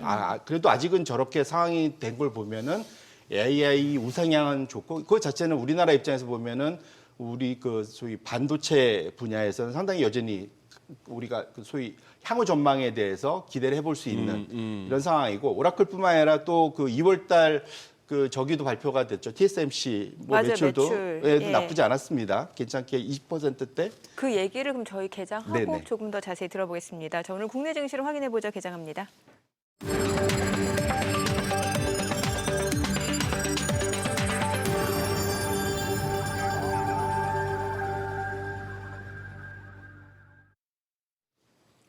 (3월 11일) 수요일 국내 증시 개장했습니다. 간밤 뉴욕 증시 굉장히 출렁이는 모습을 보였고 또 유가 흐름에 따라서 변동성이 굉장히 크게 나타나는 양상이었습니다. 오라클 실적 좋았고 3대 지수는 보합권에서 혼조로 마무리가 됐습니다.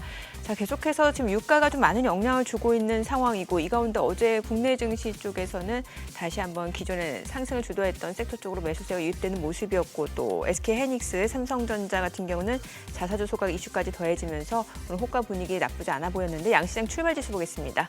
코스피가 2% 상승합니다. 5,658, 코스닥도 1.5% 올라갑니다. 1,155고요. 시가총액 상위 종목 시초가 보겠습니다. 삼성전자가 2% 이상 올라갑니다. 19만 3,300원이고 SK하이닉스도 1% 상승합니다. 94만 9천 원, 지금 95만 원을 넘어섭니다. 자, 그리고 현대차 5.9% 상승합니다. 55만 6천 원이고 삼성전자, 우선주, LG 에너지솔루션 모두 2%대 상승 흐름 보여주고 있습니다.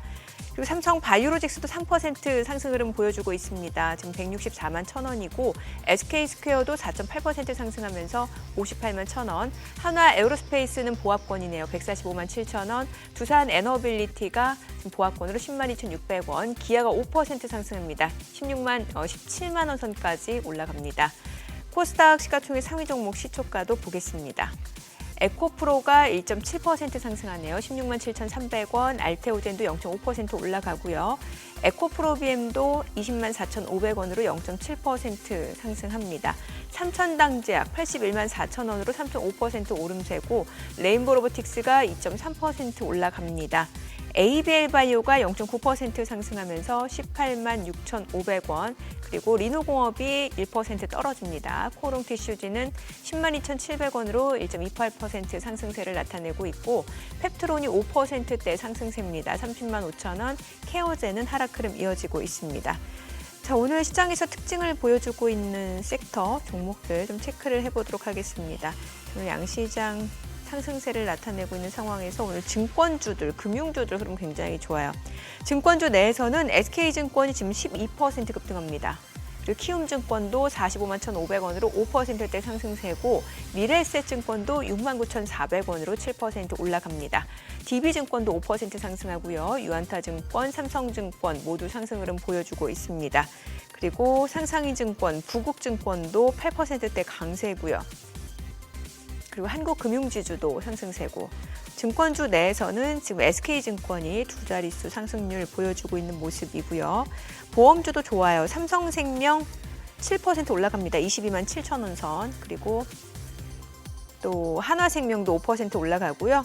동양생명 1% 상승세입니다. 지금 오늘 지금 증권주, 보험주 다 좋습니다. 자, 이 가운데 조선주들도 흐름이 괜찮네요. 하나오션이 7% 올라갑니다. 13만 3,700원이고요. HD현대중공업도 2.5% 상승합니다. 삼성중공업도 2만 9천 원으로 4% 상승세고 HD한국조선해양도 6% 올라갑니다. 42만 8,500원. 대한조선도 오름세를 보여주고 있고요. 자동차 아까 보셨죠? 현대차, 기아 다 좋고 현대모비스도 4%대 상승세입니다. 44만 천 원이고 HL만도 한원시스템도 3%대 상승세고요. 지금 뭐 현대차 그룹주, 뭐 현대위아도 2.5% 상승세로 9만 100원 선 움직임 이어지고 있고 성우하이텍 자동차 부품주까지도 상승세가 이어집니다. 성우하이텍은 1,980원으로 두 자릿수 상승률 보여주고 있습니다. 오늘은 일부 뭐 제약바이오 쪽도 움직임이 좋은데 예를 들면 파미셀 같은 경우가 8% 강세고 ST팜 이제 RNA 치료제 쪽도 움직임이 나타나고 있습니다. 2.4% 상승세입니다. 지금 보시다시피 이제 삼성바이오로직스도 3% 상승세고 그리고 오늘 미용기기 쪽도 움직임이 좀 나타나고 있습니다. 라메디텍이 지금 상한가고요. 29%대 급등세고 휴온스글로벌도 6% 오름세고 APR, 뭐 레이저옵텍, 대웅제약, 클래시스 좋습니다. 수급 상황 체크해 보도록 하겠습니다. 오늘 유가증권 시장에서는 개인 투자자가 1,696억 원 순매수를 보여주고 있고요. 외국인은 1,245억 원 순매도, 기관도 460억 원 매도 우위를 나타냅니다. 코스닥에서 개인 투자자는 815억 원 매수 우위, 외국인과 기관은 각각 687억 원, 94억 원 순매도를 나타내고 있습니다. 환율 체크하겠습니다. 달러원 환율입니다. 오늘 4원 80전 상승한 1,474원에 개장이 됐습니다. 자, 오늘 시장은 상승 흐름 보여주고 있고, 예, 그래도 뭔가 제 느낌으로는 네.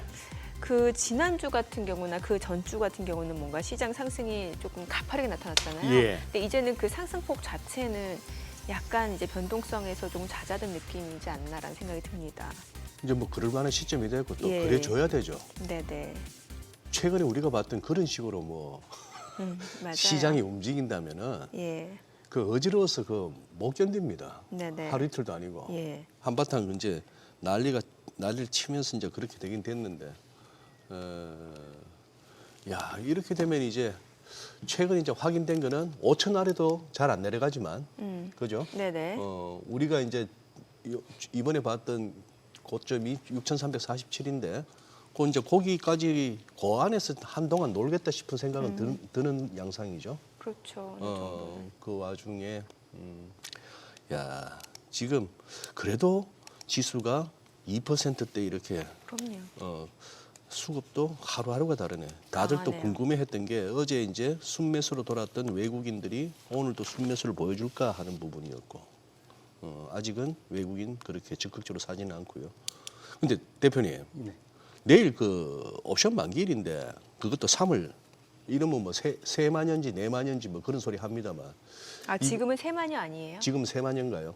이제 어떻게 되나요? 이거 그냥 옵션 만기일 날 좀 이렇게 출렁거릴 수 있지만 그걸 가지고 중장기 방향성으로 삼는 건 아니다 싶은 저는 생각이 자꾸 들어가지고. 예, 지금은 또 개인들이 또 주도하는 장이기도 하고 네. 그래서 뭐 만기일 이슈가 상대적으로 큰 영향을 줄 거예요. 그 사이 뭔가 기대 때문에 많이 쌓여 있는 게 있으면 모르겠는데 네. 지난 한 주간 대충 원래 지난주 수요일까지 해갖고 2월 한 단가 올린 거를 다 지워버렸었잖아요. 맞아요. 그리고 거기서부터 이제 다시 지금 꾸역꾸역 다시, 지금 이제 조금씩 지금 이렇게 저점을 높이고 있는 상황이기 때문에 그리고 또 그것을 또 다 개인들이 좀 만들어내서 좀 받아내고 있지 않습니까? 그래서 그렇게 놓고 보면 말씀 주신 대로 그렇게까지 지금 그 옵션 만기일 관련된 이슈가 큰 영향을 미칠까? 뭐 개인적으로 여전히 대외 변수가 더 큰 영향이지 우리 내부적인 이슈로 큰 영향이지는 않을 거다라고 저는 개인적으로 그렇게 생각하고 있습니다. 근데 이 우리 개인들이 지금 돈이 많고 특히 국내 상황이 뭐 개인들이나 자영업자들이나 뭐 할 것 없이 어디 마땅히 돈 갈 데가 없어요 지금. 주식할 수밖에 없는.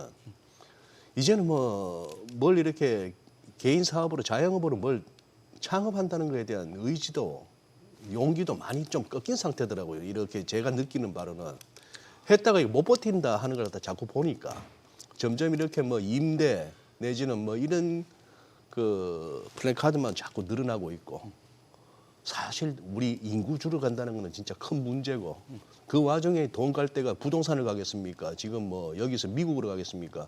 우리 한국 주식 할 수밖에 없는 그거는 있는데 이게 이제 믿음직스러우려면은 그리고 먹고 나오려면은 바깥에서 돈이 들어와줘야 되잖아요.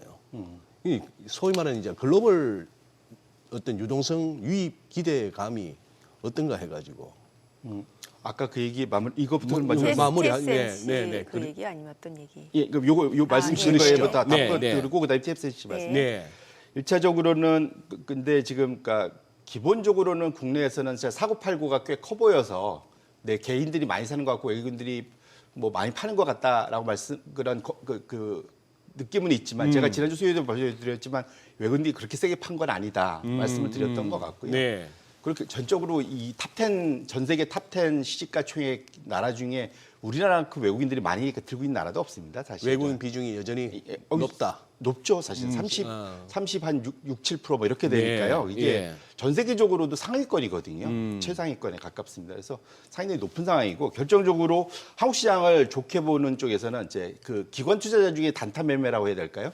그 잘한 사람들이 글로벌 헤지 펀드들인데 8번 차트를 열어봐 주시면 골드만삭스에서 프라임북의 그 자기네들 그 고객들의 움직임을 갖고 이제 나름대로 전체 흐름 자체를 이제 얘기들을 합니다. 네. 보시면 지금 작년 이후에 확실히 골드만삭스 프라임북 그러면 이제 그 소위 글로벌 헤지펀드 큰 손들이 저기를 상대로 거래하면서 이제 네. 나타나는 숫자들인데 이 아시아 순 거래 흐름 자체가 보시면은 한국, 일본, 대만, 한국이 일본을 제꼈죠. 그래갖고 증가율 자체가 더 높습니다, 사실은. 그래서 지금 상황 자체는 그 기본적으로는 아시아의 몇 마리 용 뭐 이런 거 얘기할 때 한국, 일본, 어쨌든 대만까지가 상대적으로 외국인들이 좋아하는 흐름. 결국은 AI 투자를 미국에서만 하다가 이제 한국 와서 하는 거죠, 사실. 그렇게 보셔야 될 것 같고 상대적으로 중국, 홍콩에 대해서는 기대가 좀 많이 떨어졌다. 이렇게 봐야 될 것 같습니다. 그래서 어쨌든 흐름 자체는 외국인들이 지금 말씀 주신 대로 소위 스마트 머니라고 할 수 있는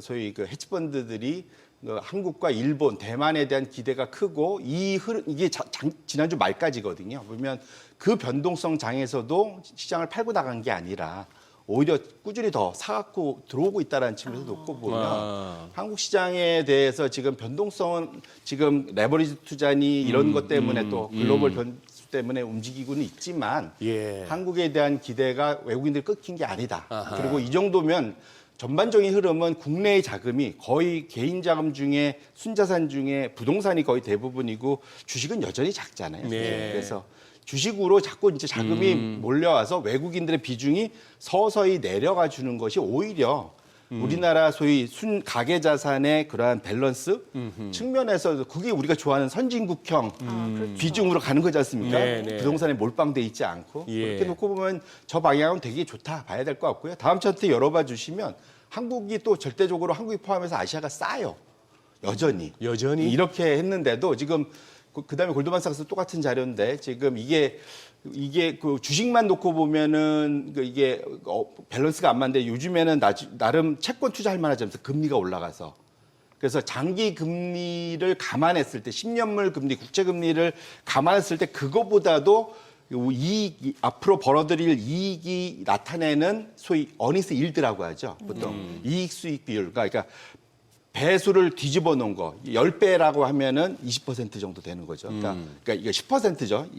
그러니까 10배를 10분의 1 하면은 10%죠. 근데 시장이 한 3% 지금 4% 10년물 금리면 10% 빼기 3, 4% 하면은 5, 6%가 나오는 거죠. 그게 딱 지금 아시아 태평양의 지금 주식 위험 수익률을 하는데 내가 주식을 샀을 때 적어도 이거는 기대할 때 지금 상당히 높은 수익률.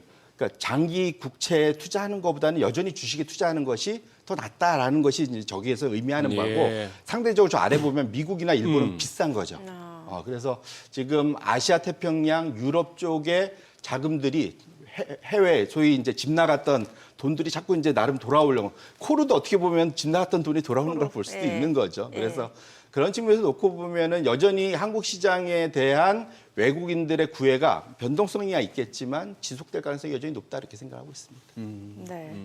그리고 TSMC도 얘기 또 마무리 좀 해주세요. 예, 그래서 결론적으로는 일차적으로는 우리가 AI 투자가 이 고유가 이런 중동 변동성이 지나고 나면 우리가 제일 걱정들 하시는 거는 요것이 혹시 뭔가 방향을 바꿀까 봐 걱정을 하는데 적어도 그럴 가능성은 저는 여전히 낮다라고 첫 번째 보고 있고요. 그렇게 놓고 보면 이 흐름이 지나고 나면 여전히 그러니까 AI 관련된 투자가 주도될 것은 여전히 유효하다. 이게 첫 번째. 그것이 오라클 실적에서 봐도 여전히 나타났다. 네. 그걸 이제 볼 수 있고 다만 채권 투자자들은 거기에 오라클에 대해서는 동의하지 않는 것 같다. 왜냐하면 주가는 오늘 장외에서 오라클 주가가 한 8% 이상 아마 올랐던 걸로 시간외에서 그렇게 생각을 하는데 지금 그 CDS 금리, 우리 오라클 네네. CDS 스프레드 예. 꽤 오래 얘기했지 않습니까? 이게 부도가 났을 때 우리가 덤으로 주고 보험 드는 거, 그게 지금 한 160bp 여전히 높아 우상향을 하고 있거든요. 그러니까 채권 투자자들은 빚내서 AI 투자하는 거에 대해서는 여전히 경계를 하고 있다. 왜냐하면 미국의 지금 그 사모신용 시장이 여전히 불안하지 않습니까? 네. 그래서 신용 긴축 우려 뭐 이런 것들이 분명히 있기 때문에 결국은 AI 투자 안에서도 좀 구분이 될 거고, 소위 반도체를 사갈 수 있는 능력이 있는 기업들 위주로 투자의 우상향 지속성은 지속될 가능성이 높기 때문에 그런 측면에서는 아마도 제가 지난주에 드러켄 밀러 포트폴리오 갖고 왔었는데 예. 그분이 또 주말 동안 모어 스탠리하고 인터뷰했는데 보니까 예. 지금 미국 내 상장된 것만 그렇게 공시 의미가 있고 상장되지 않은 해외 종목은 공시 의미가 없습니다. 공시 의무가 없다. 예, 네. 그래서 나중에 거기서 얘기하는데 거기서 안 밝혔지만 한국과 일본에 상당히 의미 있는 비중의 투자를 난 하고 있다. 근데 그게 AI 관련된 것도 있고 아닌 것도 있다. 이렇게 했는데 그렇게 밀어보면은 한국에 아마 AI 관련된 비중을 꽤 들고 가고 있지 않을까?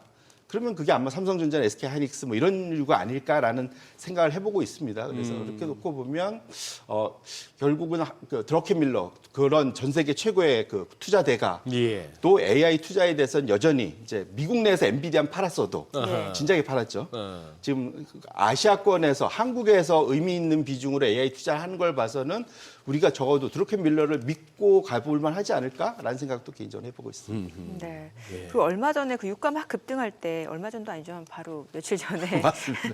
급등할 때. 아니 몇 달 지난 것 같습니다. 이게 그냥 하루하루가 요즘 그런 분위기입니다. 네, 네. 네, 하루하루가 좀 변동성이 너무 커서 그때 왜 한참 보면 우리나라에서 그 비료 관련주들이 막 급등을 했어요. 맞습니다. 이게 예. 유가가 급등하면 결국에는 이제 비료값도 올라가고 이렇게 되면은 이제 작황도 이제 감소될 수밖에 없고 막 이런 내러티브가 있는 거잖아요. 사실입니다. 예, 지금 예. 정확히 일주일 사이에 그 비료의 재료가 되는 질소, 예. 질소 비료죠. 예, 이거 가격 자체가 30% 이상 올랐어요. 예. 네. 일주일 사이에. 예. 그러면서 이미 한 달 사이에 미국의 비료 생산 1, 2기업들은 거의 50% 이상 올랐거든요. 네네. 예, 예. 이미 많이 올랐습니다. 그러니까 그 반영을 하고 있고요. 그래서 그와 관련된 것들을 그러니까 일단 주가들이 좀 반영을 하고 있다. 근데 우리나라는 재료를 사오는 나라라서 네네. 그 재료를 직접 만드는 나라가 아니라서 그게 좀 아쉽긴 한데 예. 어쨌든 보통 시장은 그런 건 상관 안 하고 일단은 주가를 그 프락시라고 하죠. 네. 그런 식으로 이제 투자들을 하는데 이게 문제가 되냐면 호르무즈 해협에서 실제로 우리가 원유만 얘기하는데 그 개별 그 소위 프라닥이라고 하죠. 이게 품목에서는 1등이 뭐냐면 전 세계에서 호르무즈 해협을 통과하는 가장 큰 품목은 비료와의 베이스가 되는 그런 그 요소거든요. 그래서 지금 1등이 지금 보시면 33%나 됩니다. 이게 제일 많거든요.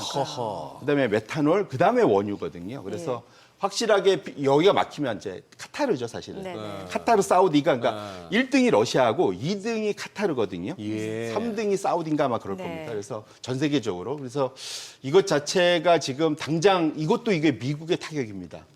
왜냐하면 미국이 이제 봄철 들어가면서 북반구에 이제 소위 파종기에 들어가잖아요. 그렇죠, 예. 예, 농부분들은 이제 고민이 커지는데 네. 그래서 인도나 지금 미국이 난리가 났어요, 예. 사실은. 그래서 이게 좀 유지가 되면 지금 이것발 그 농산물 가격 급등 이 우려가 분명히 있고 이건 또 연말로 가면 중동 그 소위 중간 선거에 또 악재가 될 수 있습니다. 안 그래도 지금 미국에 요즘 농산물 가격 비싸서 난리인데 그래서 이 비료도 또 의외치 않게 트럼프의 발목을 잡을 수 있는 또 하나의 요소다. 그래서 원유뿐만 아니라 비료도 상당히 좀 큰 이슈는 된다. 물론 이건 대체는 가능합니다. 네. 러시아산 비료가 뭐 네. 더 나쁘고 뭐 카타르가 더 좋고 뭐 이런 거 없고 다 비슷비슷한데 네. 어쨌든 그 물동량을 돌리려면은 시간이 걸릴 거잖아요. 그래서 현재 근데 당장 이제 파종은 당장 이번 달부터 해야 되는데 그런 측면에서 놓고 보면은 상당히 뭐랄까 지금 소위 그러니까 농부들의 마음은 상당히 지금 타들어간다. 안 그래도 지금 미국 농부들 최근 한 2년간 농산물 가격이 엄청 낮아갖고 예. 고생했는데 예. 그분들이 또 다 이게 트럼프의 최대 또 표가시죠. 지지자잖아요. 그래서 여러모로 트럼프는 지금 호르무즈 해협을 봉쇄를 하게끔 만든 원인 제공자로서 스스로가 이게 부메랑이 돼서 돌아오는 형국인 것만은 분명하다 이렇게 말씀드립니다. 네. 그래요. 오늘 네. 내용 여기까지 듣겠습니다. 잘 들었습니다. 네, 고맙습니다.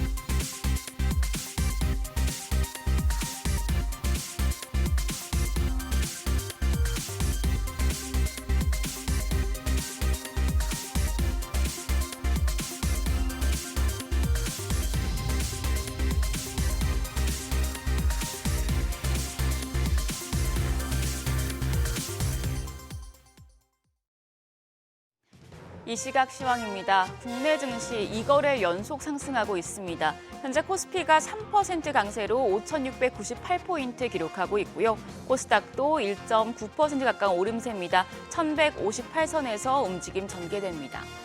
수급 상황 보시죠. 유가증권 시장 오늘 외국인과 개인은 팔고 기관만 순매수 중입니다. 기관이 1,353억 원 사자 포지션 취하고 있고 반면 외국인 오늘은 다시 팔자 포지션 취하고 있습니다. 1,066억 원 매도 우위, 개인 역시 510억 원 팔아냅니다. 코스닥 시장입니다. 코스닥 시장에서도 외국인은 매도 우위입니다. 839억 원 팔아내고 있고요. 반면 기관이 154억 원 순매수, 개인 역시 800억 원 가까운 매수 우위 기록하고 있습니다. 등락률 상하위 업종입니다. 현재 생명보험과 석유와 가스, 자동차 업종 상승률 상위권에 올라와 있습니다. 반면 오늘 하락하는 업체 두 업종밖에 없습니다. 판매업체와 우주항공과 국방업종 약세 보여주고 있습니다. 그럼 시장을 주도하는 테마 종목별 시세 체크하시죠. 증권주가 상승합니다. 증시 반등이 2거래일 연속 이뤄지고 있고 국내 증시의 일평균 거래 대금이 100조 원 시대를 열며 사상 최고 수준을 기록하면서 증권사들의 실적 개선을 이끌 것으로 전망되고 있습니다. 이에 증권주 내에서는 SK증권이 9% 강세 보여주고 있고 신영증권이 7.6% 오름세로 현재 거래가 20만 500원입니다. 미래에셋증권도 11.3% 강세입니다. 7만 1,900원에 거래되고 있고요. 상상인증권이 6%, 부국증권이 5% 오름세 기록하고 있습니다. 조선주도 상승합니다. 국내 조선 빅3, HD 한국조선해양과 한화오션, 삼성중공업의 내년 합산 영업이익이 10조 원대 다가설 것이란 분석이 나왔습니다. 업계에 따르면 조선 3사 합산 영업이익은 2024년 2조 1,750억 원에서 2027년 9조 9,220억 원으로 가파른 우상향 곡선을 그릴 전망입니다. 여기에 미국 트럼프 행정부가 자국 조선업 재건을 위해 한국에 손을 내민 이른바 마스가 프로젝트가 본격화되면 K조선이 더 큰 호황을 맞이할 것이라는 기대가 커지고 있는데요. 현재 국내 조선주 내에서는 한화오션이 11% 강세로 거래가 13만 7,900원이고요. HD 한국조선해양이 6.6% 오름세로 43만 원대, 삼성중공업도 5.2% 강세입니다. 29,300원에 거래되고 있습니다. 또 HJ중공업이 5.6% 오름세로 24,500원, HD 현대중공업도 4.1% 강세로 60만 7천 원으로 거래가 집계됩니다. 피지컬 AI 관련주 주목받고 있습니다. 어제 LG CNS와 네이버가 로봇 기업에 투자했다는 소식에 관련주로 매수세가 몰렸었는데 이 흐름 이어지는 분위기입니다. 이쪽에서는 IL이 17% 급등하면서 거래가 4,830원이고요. 나우로보틱스가 4.9% 오름세로 24,650원, 현대오토웨버가 5.8% 강세, 현재 거래가 42만 2,500원으로 집계됩니다. KNR 시스템도 6% 상승합니다. 27,350원, 사면까지도 2.7% 오르면서 현재 거래가는 54,100원입니다. 마지막으로 2차 전지 전고체 관련주에도 관심이 모아집니다. 오늘 국내 최대 배터리 전시회인 인터배터리가 개최됐는데 삼성 SDI가 이 자리에서 휴머노이드 로봇 전용 전고체 배터리를 최초 공개한다고 밝힌 바 있는데요.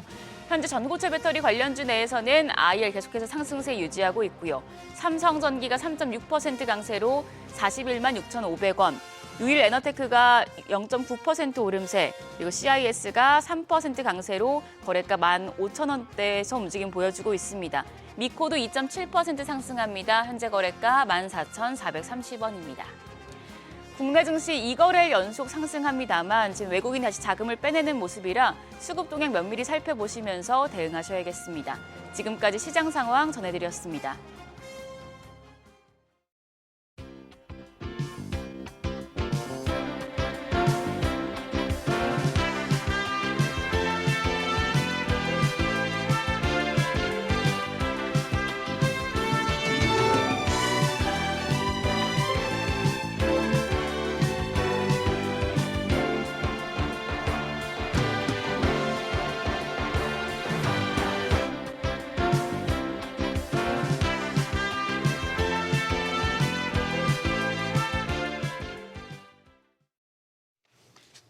국내 방위 산업이 중동 정세 변화 속 전환점을 맞고 있습니다. 이란 사태를 계기로 한국산 방공 체계 성능이 확인되면서 수출 기대감이 커지고 있는데요. 다만 주요 방산 업체들의 생산 라인이 이미 높은 가동률을 유지하고 있어서 급증하는 수요를 단기간에 따라잡는 것이 최대 과제로 떠올랐다는 평가입니다. 네, 변용진 IM증권 리서치센터 연구원과 이야기 나눠보겠습니다. 어서 오세요. 연구원님. 안녕하세요. 네, 자 이제 이스라엘, 미국, 이제 이란 공습 이후에 이 전쟁 양상을 보니까 우리가 알던 옛날 방식하고 다르고 그야말로 이제 뭐 공중전, 공습 위주로 뭐 그렇게 되고 있습니다. 지금 이번 전쟁 특징을 어떻게 보고 계세요?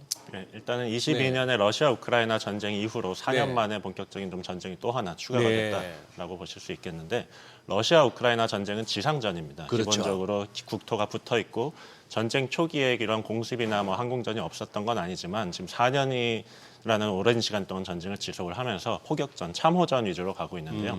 이번 전쟁은 아무래도 그런 지리적인 특성상 이란하고 국토가 붙어 있는 게 이라크 정도밖에 없습니다. 네. 그래서 다른 나라들에는 이제 지상전을 전개를 한다는 게 사실상 불가능하고 미사일로 여러 나라들을 타격을 하고 있고요. 공격을 받는 나라들, 뭐 사우디아라비아, 카타르, UAE, 바레인 여러 나라들이 있는데 대공무기가 굉장히 중요해지고 있습니다. 그래서 쏘는 쪽 미사일, 미국도 물론 이란 쪽을 타격하긴 하지만 방어가 결국 우리는 중요하기 때문에 대공무기에 대한 중요성이 굉장히 좀 증가를 하고 있고 다른 앞으로 그 러시아 우크라이나 전쟁이 확대 혹시 된다고 하면은 유럽 쪽에 만약에 확전이 된다고 해도 그쪽에는 러시아가 그 우크라이나를 제외하고 다른 국가들은 또 미사일로 공격을 할 수밖에 없는 그런 네. 사실 상황입니다. 그래서 앞으로 더더욱 이런 좀 대공무기의 중요성이 좀 강조될 거라고 보고 있습니다. 그런데 연구원님 지금 뉴스를 보다 보면은 뭐 카타르니 아랍에미레이트니 등등 걸프 국가들이 네. 이란에서는 미사일을 갖다 뭐 요격을 했다. 우리 천궁2가 이번에 뭐 네. 제대로 한번 떴다. 뭐 이런 소리는 들리는데. 네.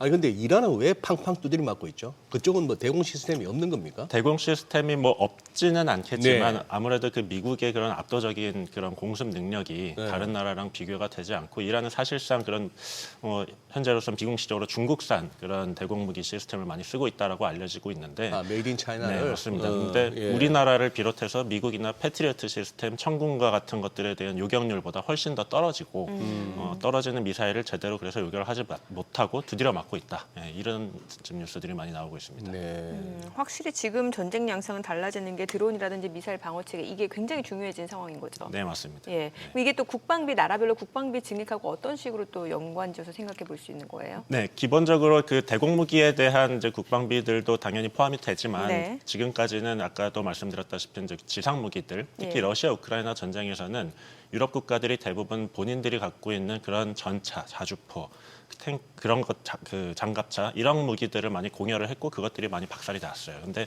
그것들을 채워 넣는 것이 우선순위였다라고 하면은 네. 앞으로는 지금 미국이 소모한 것들은 일단은 타격 미사일도 있고 방어 측에서도 패트리어트 미사일 이런 것들을 급속도로 소진을 하고 있어서 심지어 또 UAE는 이따 또 말씀드리겠지만 우리나라에서 먼저 미사일을 갖고 가는 방어 미사일을 갖고 가는 이제 그런 미사일 부족 현상이 발생을 하고 있습니다. 그래서 지상무기 쪽에 지금까지 좀 주도를 해왔다고 하면은 앞으로는 대공무기를 채워 넣는 쪽에 그런 국방비 소요가 좀 더 늘어날 걸로 보고 있습니다. 네.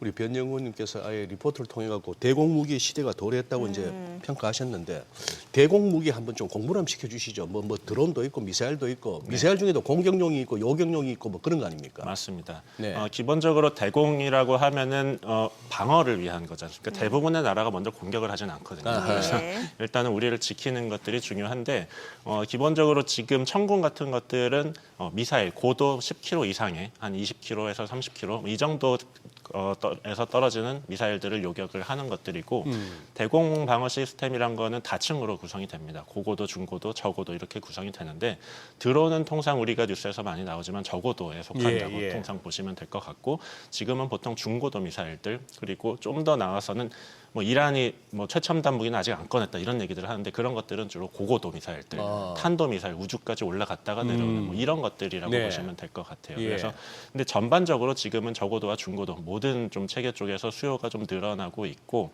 앞으로 천군 같은 거는 지금 뉴스에서 좀 이슈가 되고 있는 건 천군 같은 중고도 미사일이 좀 많이 부각이 되고 있는데 네. 사실은 좀 드론에 대한 것들 그런 뭐 좀 저고도에서 들어오는 좀 작은 것들 이런 것들을 방어하는 무기들로 또 우리나라 비호복합이라는 게 있습니다. 있습니다. 그런 것들에 대한 수요도 지금 좀 더 타진을 하고 있는 그런 상황이라고 보시면 되겠습니다. 좀 전에 자료 화면으로 나왔던 저게 천궁입니까?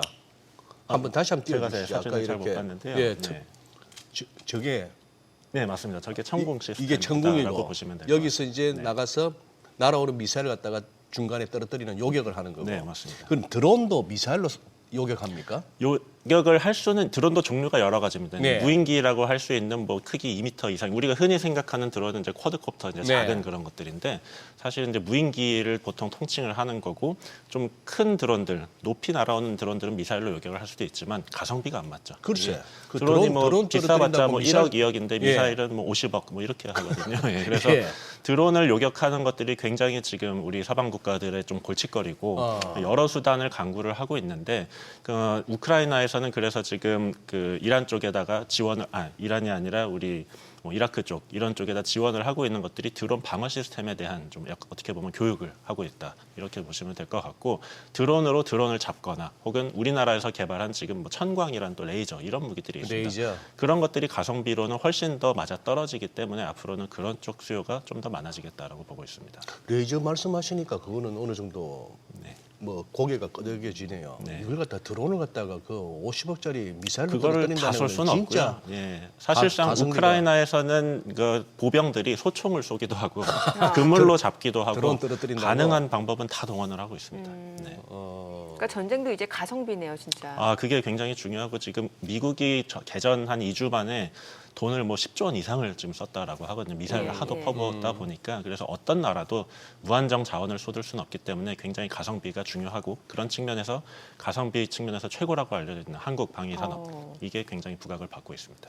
우리가 들었던 그 패트리어트 미사일도 요격용 미사일이죠. 맞습니다. 네. 그거하고 우리 천궁하고는 네. 비교를 하시면 비슷한 개념의 그런 무기인데 네. 패트리어트 미사일이 조금 더 사거리나 뭐 그런 요격 능력 측면에서 조금 더 앞서 있고요. 그건 어디서 만든 겁니까? 미국에서 만들었습니다. 미국에서? 네, 미국에서 만든 이제 패트리어트 미사일이고 우리나라 이제 LIG 넥스원과 하나에어로 하나 시스템이 같이 연합해서 만들고 있는 천궁은 사거리 측면에서는 패트리어트보다 조금 떨어지는데 가격은 절반 이하입니다. 가격이. 거의 뭐 3분의 1 뭐 이 정도라고 지금 보고 있기 때문에 네. 지금 아까도 말씀드렸다시피 가성비가 굉장히 중요한 세상이 되고 있어서 굉장히 지금 인기 네. 있는 무기 체계가 되고 있습니다. 그 천궁2 얘기를 하면서 늘 이렇게 한화 시스템 네. 그리고 LIG 넥스원 에어로스페이스가 나오는데 LIG 넥스원이 제일 위에 언급되더라고요. 네. 그걸 누가 어떻게 해서 만드는 거예요? 이 같은 네. 그 여러 회사들이 연합을 해서 네. 만들게 되는데 그 체계 통합이라고 하죠. 체계 통합. 예, 예를 들어서 뭐 자동차를 만들었을 때 자동차를 현대차가 만들지만 그 안에는 뭐 현대 모비스나 뭐 오토에 뭐 이런 것들의 부품들이 들어가는 예. 그런 개념이라고 보시면 될 것 같고 네. 그래서 LIG 넥스원의 이름으로 이 천궁이라는 체계가 통상 수출이 되지만 그 안에 들어가는 레이더, 다기능 레이더 하나 시스템이 만들고 또 발사대 차량 이것들은 또 하나 에어로에서 공급을 하게 됩니다. 예. 그래서 세 개 회사가 많이 좀 둘 다 연관이 돼 있다고 보시면 되겠습니다. 그러니까 우리 기업들이 확실히 가성비 측면에서 좋다라는 걸 말씀 주셨는데 기술력으로만 놓고 봤을 때는 어떤 거예요? 기술력도 예. 지금 뉴스에서 나오는 거를 보면은 뭐 이게 어느 정도 신뢰성인지 모르겠지만 요격률에 대한 뉴스들이 좀 나오고 있습니다. 요격률. 예. 떨어지는 미사일을 얼마나 잘 맞췄느냐라는 예. 건데 사실 천궁은 이번이 거의 실전 투입이 처음이거든요. 그래요? 근데 네. 패트리어트 미사일은 뭐 20년, 30년도 네, 넘은 굉장히 예. 좀 오래된 신뢰성을 예. 검증받은 모델이고 근데 네. 그 패트리어트 미사일의 요격률이 90%고 천궁이 지금 96%다. 와. 이런 뉴스들이 나오고 있습니다. 그래서 뭐 사실 지금 전쟁이 진행 중이기 때문에 검증이 좀 필요하겠지만 이 정도로 천궁의 그런 요격 능력은 실질적으로 실전적으로 검증이 되고 있다라고 보시면 되겠습니다. 지금 그러면은 현 상황에서 다들 요격용 미사일이 이제 거의 뭐 소진돼 간다고 하니까 부쩍 각광을 받고 있습니다만 네. 이게 전쟁이 또 무한정 갈 건 아니지 않습니까? 네. 그렇다고 또 전쟁이 또 다른 데서 전쟁 나기를 또 기대하면서 이 방산주를 갖다가 이제 투자 관점에서 네. 이제 그게 이제 제일 중요합니다. 그동안 제법 시세는 낮고 네. 조금 보면 비싸는 보이기도 하고 근데 좋아는 보이고 한번 전략을 주시면은 기본적으로 방산주는 굉장히 네. 좀 긴 호흡으로 긴 투자를 호흡으로. 하셔야 된다라고 추천을 드리고요. 왜냐하면 말씀하셨다시피 종전이 언젠간 올 겁니다. 이제 이렇게 전쟁이 언제까지 하지는 않을 거고 네. 러시아 우크라이나 전쟁도 끝날 거고요. 네. 물론 주가는 그런 종전 뉴스 트럼프의 한마디 해서 따라서 하루하루 뭐 굉장히 좀 등락폭이 큰데 그 방산주의 가치는 이제 그것보다는 실제로 우리가 소모한 무기를 얼마나 채워 넣었고 앞으로 얼마나 수요가 생길 거냐 이런 좀 큰 틀에서 봐야 된다라는 생각이고 예를 들자면 러시아 우크라이나 전쟁에서 우크라이나 측, 서방 측이 지금 피해를 입은 전차 대수가 1,000대가 넘습니다. 근데 그거를 채워 넣어야 되는데 지금 유럽의 생산 속도는 1년에 100대가 안 돼요. 50대도 안 되고 채워 넣는 데만 거의 20년이 걸릴 겁니다. 지금의 속도라면. 예. 근데 채워 넣고 그 이상의 전력을 사실은 지금 확보를 하는 게 전 세계 국가들의 지금 목표이고요. 아하. 지금 이 이란 사태에서 소모된 미사일들 이것들도 로키드 마틴이나 레이션 같은 미국의 미사일 업체들이 만들어낸 지금의 속도를 감안하면은 지금 이 2주일 동안 소모한 이 미사일을 채워 넣는 데만 한 5년 이상이 걸릴 수 있습니다. 그래요? 네, 그래서 근데 방산업체들에 대한 이런 발주가 아직 가시화되지도 않았잖아요. 초기 상태이기 때문에 앞으로 그런 발주량은 굉장히 중장기적으로 늘어날 거고 방위산업 주식 많이 오르기는 했지만 뭐 여전히 이제 유럽 주식이나 유럽 방산주나 이런 쪽에 비하면은 여전히 좀 매력도가 있는 주식들이 좀 있고 아직까지 우리가 전 세계 그 탑티어 방산 업체들만큼의 그 주가 상승은 아직은 안 보이는 것들이 또 여전히 있습니다. 그래서 근데 지금 이란 사태를 통해서 우리나라 방산주는 사실은 그런 해외 방산주보다도 더 매력적이 됐다라고 생각을 하고 있거든요. 그래서 예. 단기적으로는 이 그 트럼프의 한마디에 굉장히 주가가 좀 심하게 변동을 하기 때문에 이거를 좀 단타로 들어가는 거는 그렇게 추천을 드리지는 않지만 어느 정도 사태가 진정이 되고 특히 또 방산주는 민감하게 뭐 휴전이 된다 이러면 금방 빠지거든요. 네. 그럴 때는 좀 장기적인 관점에서 저가 매수를 하시는 점을 좀 추천을 드립니다. 예. 그러면 지금 사실 뭐 방산주 ETF로 투자하시는 분들의 큰 고민이 없으시겠습니다만 또 개별 종목 투자하시는 분들은 각각 뭐 하나 에어로스페이스, LIG 넥스와 또 현대로템 그 기업별로 강점이 좀 다르잖아요. 네. 어떻게 접근을 해야 되는지 그 전략을 좀 알려주세요. 예를 들어서 그 작년에 주가 상승률을 보면은 한화 에어로스페이스하고 현대로템, 네. 그러니까 지상무기 업체입니다. 예. 죄송합니다. 자주포하고 전차를 만드는 지상무기 업체들이 100% 이상의 주가 상승률을 보였어요. 그런데 이번 이란 사태 공습 이후로는 하나 시스템, LIG 넥스원이 40% 이상의 주가 상승을 보였고 현대로템은 10%가 빠졌습니다. 오히려. 빠져요, 네. 오히려. 그러니까 시장이 똑똑한 거예요. 사실은 어떻게 보면은 러시아 우크라이나 전쟁 때는 지상 무기의 수요가 늘어날 거다라고 생각을 하니까 네. 지상 업체들이 많이 올라간 거고 이번 사태를 통해서는 방공 무기, 미사일 이런 것들이 많이 각광을 받으니까 거기에 맞는 또 LIG 넥스원 시스템 이런 것들이 올라간 겁니다. 그래서 시장이 상당히 좀 잘 반영을 하고 있다라고 생각이 되고 근데 이 두 번의 전쟁을 거치면서 결과적으로는 대부분의 분야의 그런 방산 무기들의 수요가 좀 증가를 할 것이기 때문에 방산주를 주식 종목 관점에서 너무 그렇게 좀 고민을 하시기보다는 좀 바스켓 관점에서 좀 덜 오른 것들을 찾아서 하시는 점을 좀 추천을 드립니다. 덜 오른 거. 예. 지금 요것도 좀 꽤나 궁금한데 카타르 그 LNG 터미널에 드론 공격 받으면서 카타르에서 이거 제대로 읽은 겁니까? 포스 머주어? 폴스 머저라고 합니다. 포스 머저. 이제 불가항력이다. 맞습니다. 우리가 당신들하고 예전 계약을 이행하기에 이런 전쟁 때문에 불가항력이라서 우리가 선적도 못하고 수출도 못하게 됐다. 이 얘기죠 이게. 네네 맞습니다. 그러면 이 그 LNG 운송이 중단됐는데 LNG선 하면 우리 또 한국 아닙니까? 네. 뭐 영향이 있을 거 아니에요. 한국 조선 3사가 지금 카타르를 통해서 네. 수주 받아놓은 수주 잔고 LNG가 60척입니다. 60척. 예, 카타르 그 필드에 예. 투입되어야 되는 LNG선을 60척을 잔고로 가지고 있고 그 중에서 올해 인도되는 것들이 25척 있습니다. 허허. 그래서 아직까지는 공식적으로 조선사가 카타르로부터 그런 선주사로부터 인도를 연기해라, 뭐 좀 멈춰라 이런 통보를 받지는 않은 걸로 알고 있어요. 네. 그런데 상황을 보면은 그 카타르 측에서 포스 머저를 선언을 했다라는 거는 결국은 배가 투입이 될 수 없는 이제 그런 상황이지 않습니까? 상황이 좀 더 길어지게 된다면은 배만 만들어 놓고 이거를 뭐 놀릴 수는 없지 않습니까? 예. 그래서 인도 지연을 시키거나 혹은 뭐 잠깐 작업을 중단하라거나 그런 정도의 가능성이 조금 좀 생겨나고 있는 상황이고요. 물론 최악의 상황입니다. 최악의 그거는. 상황이. 근데 지금 상황을 봐서는 가동을 재개하기까지는 최소 한 달은 걸린다라고 하고 있거든요. 그래서 지리적으로 보면 아시겠지만 호르무즈 해협을 통과하지 않으면 카타르로 갈 수가 없습니다. 예. 그래서 배 자체의 인도 지형 가능성이 리스크로 생겨났다라고 좀 봐야 될 것 같고, 만약에 이렇게 됐을 경우에 회사별로 매출을 보면은 지금 현대중공업이 10척, 삼성이 9척, 하나오션이 6척의 카타르 LNG선을 올해 인도를 해야 되는데 네. 이것들이 전체적으로 만약에 한 달 정도 밀린다라고 하면은 공정률을 감안했을 때 회사별로 한 1,000억에서 1,500억 정도의 매출 차질이 발생할 가능성도 조금이지만 있다. 이렇게 보고 있습니다. 앞서 이제 그래프로 좀 확인이 나왔던 부분이고, 이번에 이제 이란전 뭐 장기화 우려, 일단 뭐 트럼프 대통령은 조기 종식을 선언한 상황이고, 이 가운데 호르무즈 해협과 관련해서는 아직까지 좀 지나다닐 수 없는 상황인데, 그때 왜 한참 우리나라 주식시장에서 그 해운 관련주들이 올라가니까 소장님이 아니 아예 배가 못 지나다니는데 이 운임지수가 올라가는 게 무슨 의미냐 글쎄. 이런 말씀을 주셨단 예, 말이죠. 예. 이게 또 조선사하고는 어떤 식으로 연관을 지어서 생각해 볼 수 있는지, 또 해운주까지도 좀 말씀을 주세요. 과거에 코로나 이후에 그 컨테이너 운임이 굉장히 폭등을 했었던 적이 있었고요. 예. 한 그래요. 1년 정도 네. 컨테이너 네. 선사들이 돈을 엄청나게 벌었습니다. 사실 그래서 음. 운임이 올라가는 게 조선사랑 연관이 없다라고 할 수가 없고요. 지금 운임 올라가는 상황은 유조선하고 LNG, 에너지를 운송하는 선박들의 운임이 굉장히 폭등을 하고 있는데 VLCC 같은 경우에는 전쟁 전에 뭐 일간 한 10만 달러 정도의 운임이었다고 하면 지금 40만 달러 이상.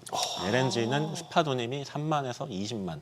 그렇게 최소 4-5배 이상이 지금 운임이 폭등을 한 이제 그런 상황입니다. 뛰어도 그런 식으로 뜁니까? 맞습니다. 예, 이게 스팟 운임이라고 해서 바로바로 시장에 반영되는 그런 운임들은 물론 장기 용선 같은 경우에는 그렇게 반응은 안 하지만 이런 운임들이 굉장히 좀 폭등을 한 상황이고 이런 상황이 지속이 된다면은 이게 결국은 선사들이 돈을 벌게 되니까 나중에 발주 여력이 쌓이는 거라고 보시면 될 것 같아요. 이게 탱커 운임 같은 경우는 작년 하반기부터 계속 운임이 오르고 있었거든요. 이미 이게 수요 공급이 부족하다 보니까 운임이 이미 오르고 있었고 그에 따라서 VLCC라고 하는 유조선 중에 가장 큰 선종의 발주는 이미 늘어나고 있었습니다. 그런데 지금 이런 사태로 운임이 더 폭등을 하게 되면 결국은 선사들이 돈을 많이 끌어당기게 되는 거고 지금 뭐 뉴스도 나오지만 뭐 일부 잠금상선이나 이런 회사들에는 뭐 5만 전 세계에서 다 선주들이 배를 빌려달라고 이렇게 몰려들고 있는 그런 상황이거든요. 그래서 선사가 돈을 벌게 되면 자연스럽게 벌어들인 돈을 어떻게 할까요? 그럼 나중에 선박에 발주할 수 있는 여력이 생기는 거고 네. 조선사 발주 증가에 영향을 미칠 수 있다. 이렇게 보고 있습니다. 물론 이제 좀 복합적이긴 하지만 예. 이 사태가 좀 계속 너무 오래 장기화되면은 유가가 오르는 건 결국은 물가 상승이고 그러면은 뭐 나중에는 물동량 하락 이런 경제 하락 압력으로 작용을 할 수 있기 때문에 그런 부분도 작용할 수가 있지만 기본적으로 운임이 상승되고 있는 거는 향후에 조선사의 발주 증가로 이어질 가능성이 상당히 있다 이렇게 보고 있습니다. 벌써 뭐 마무리해야 될 시간이긴 합니다만 도대체 이 마스가는 지금 어떻게 돼가고 있습니까? 마스가 예. 지금 미국이 그거를 신경 쓸 상황이 좀 아닌 것 같고요. 예. 예, 지금 마스가 뭔미 일어나요 지금? 마스가는 멈추진 않았습니다. 멈추진 이게 뭐 문제가 생겼다거나 뭐 그런 소식이 들리지는 않지만 아무래도 행정부 측면에서 여기에 좀 드라이브를 강하게 걸 만한 지금 여력이 없어 보이고요. 작년에 뭐 마스가 잠수함을 때문에 만들긴 만든답니까? 그럼요. 그거는 만들어야 만든다. 되고. 지금 미국이 네. 중국한테 그 조선업이 밀리는 상황은 뭐 전혀 변한 게 없습니다. 네. 그래서 한국의 도움을 받아야 되는 상황도 마찬가지고 작년에 그 조선주 주가들이 마스가 때문에 주가가 굉장히 올랐습니다. 네. 하나오션이 한 200% 정도 올랐고 삼성하고 현대중공업이 한 100% 언저리로 좀 올랐는데 올해는 상승률이 굉장히 작년에 비해서는 좀 저조한 편이에요. 현대중공업 한 15%, 뭐 하나오션은 한 10%, 오늘 좀 많이 올라서 좀 더 올랐는데 네. 작년에 비해서는 좀 저조한 편이고 결국은 그 얘기는 조선주 주가는 그런 마스가 미국 함정 사업 이런 것들로 많이 좀 드라이브가 걸린다라는 얘기거든요. 네. 근데 그런 관점에서는 오히려 지금 당장 오늘 시황은 조선주가 좀 폭등을 하고 있는데 이거는 좀 덜 올랐던 거에 대한 어느 정도 좀 반등이 있는 것 같고 그 마스가 관련해서 올해는 사실상 큰 이벤트들이 많지 않았었습니다. 그래서 앞으로 나올 것들, 뭐 최근에 지금 뭐 우리나라에서도 뭐 정책 관련 입안들이 들어오고 있고 결국은 조선사들은 적극적으로 하고 있는데 미국하고 한국에서 행정적으로 그리고 입법적으로 조금 더 진척 단계들이 남아 있어요. 이런 것들은 올해 진척이 될 겁니다. 지금 당장은 전쟁 때문에 여력이 없지만 그것들로 인해서 조선주 주가는 다시 올해 좀 더 한 번 정도 내심을 받을 수 있을 거다라고 보고 있습니다. 그러면 이제 조선주 내에서도 기업별로 또 다르잖아요. 네. 예, 기업별로 좀 전략을 세워주세요. 아무래도 마스가 관련해서 가장 익스포저가 높다. 그리고 네. 미국 함정하고 연관이 높다라고 평가되는 건 하나오션이 하나오션. 있겠고 그리고 현대중공업도 하나만큼은 아니지만 굉장히 열심히 그쪽에 이제 드라이브를 하고 있고요. 근데 현대중공업은 이번 전쟁 이후에도 저는 좀 굉장히 좀 좋게 보고 있는 게 실적 측면이나 그런 현금 여력 이런 재무적인 구조 수주 잔고가 굉장히 탄탄합니다. 그래서 안정성하고 마스가 성장성을 둘 다 갖고 있는 주식이라고 보기 때문에 현대중공업을 가장 좀 추천을 드리는 편이고 하나오션 같은 경우도 작년에 이제 마스가 때문에 많이 올랐지만 올해도 여전히 좀 그런 기대감을 해볼 수가 있기 때문에 근데 수주 잔고나 이런 좀 질적인 측면에서는 약간은 좀 안정성이 떨어지기 때문에 좀 두 번째 정도로 보고 있고요. 삼성중공업 물론 좋은 회사지만 제한적인 좀 점이 어쩔 수 없이 마스가나 그런 미국 함정 사업에서 진출할 수 있는 부분이 좀 작기 때문에 네. 그런 주가 상승적인 측면에서는 좀 다른 회사들보다는 조금 떨어질 수가 있지 않나 이렇게 보고 있습니다. 예. 지금 또 속보가 나오네요. 국제에너지기구죠 IEA가 사상 최대 규모의 전략 비축유 방출을 제한했다.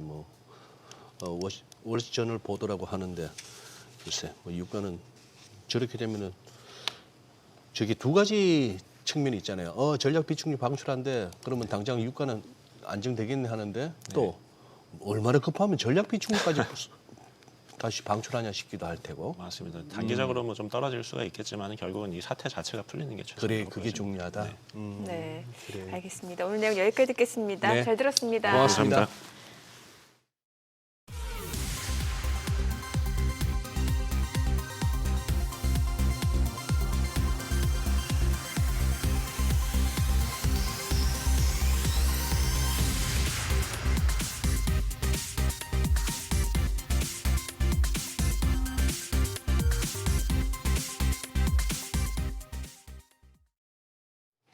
오늘 코스피 코스닥 양시장 2% 안팎으로 지금 상승세가 계속해서 이어지고 있고 지금 개인 투자자 오늘 양시장에서도 순매수를 보여주고 있는 상황이네요. 예, 그래요. 주가, 환율, 금리 오늘 하루만큼 그래도 안정적인 모습입니다. 거기다가 우리 송재경 대표님이나 우리 변영권님이나 편안하게 이렇게 귀에 쏙쏙 들어오게 해주셔서 또 진행하는 사람 입장에서 감사하네요, 그죠? 예, 기저효과예요?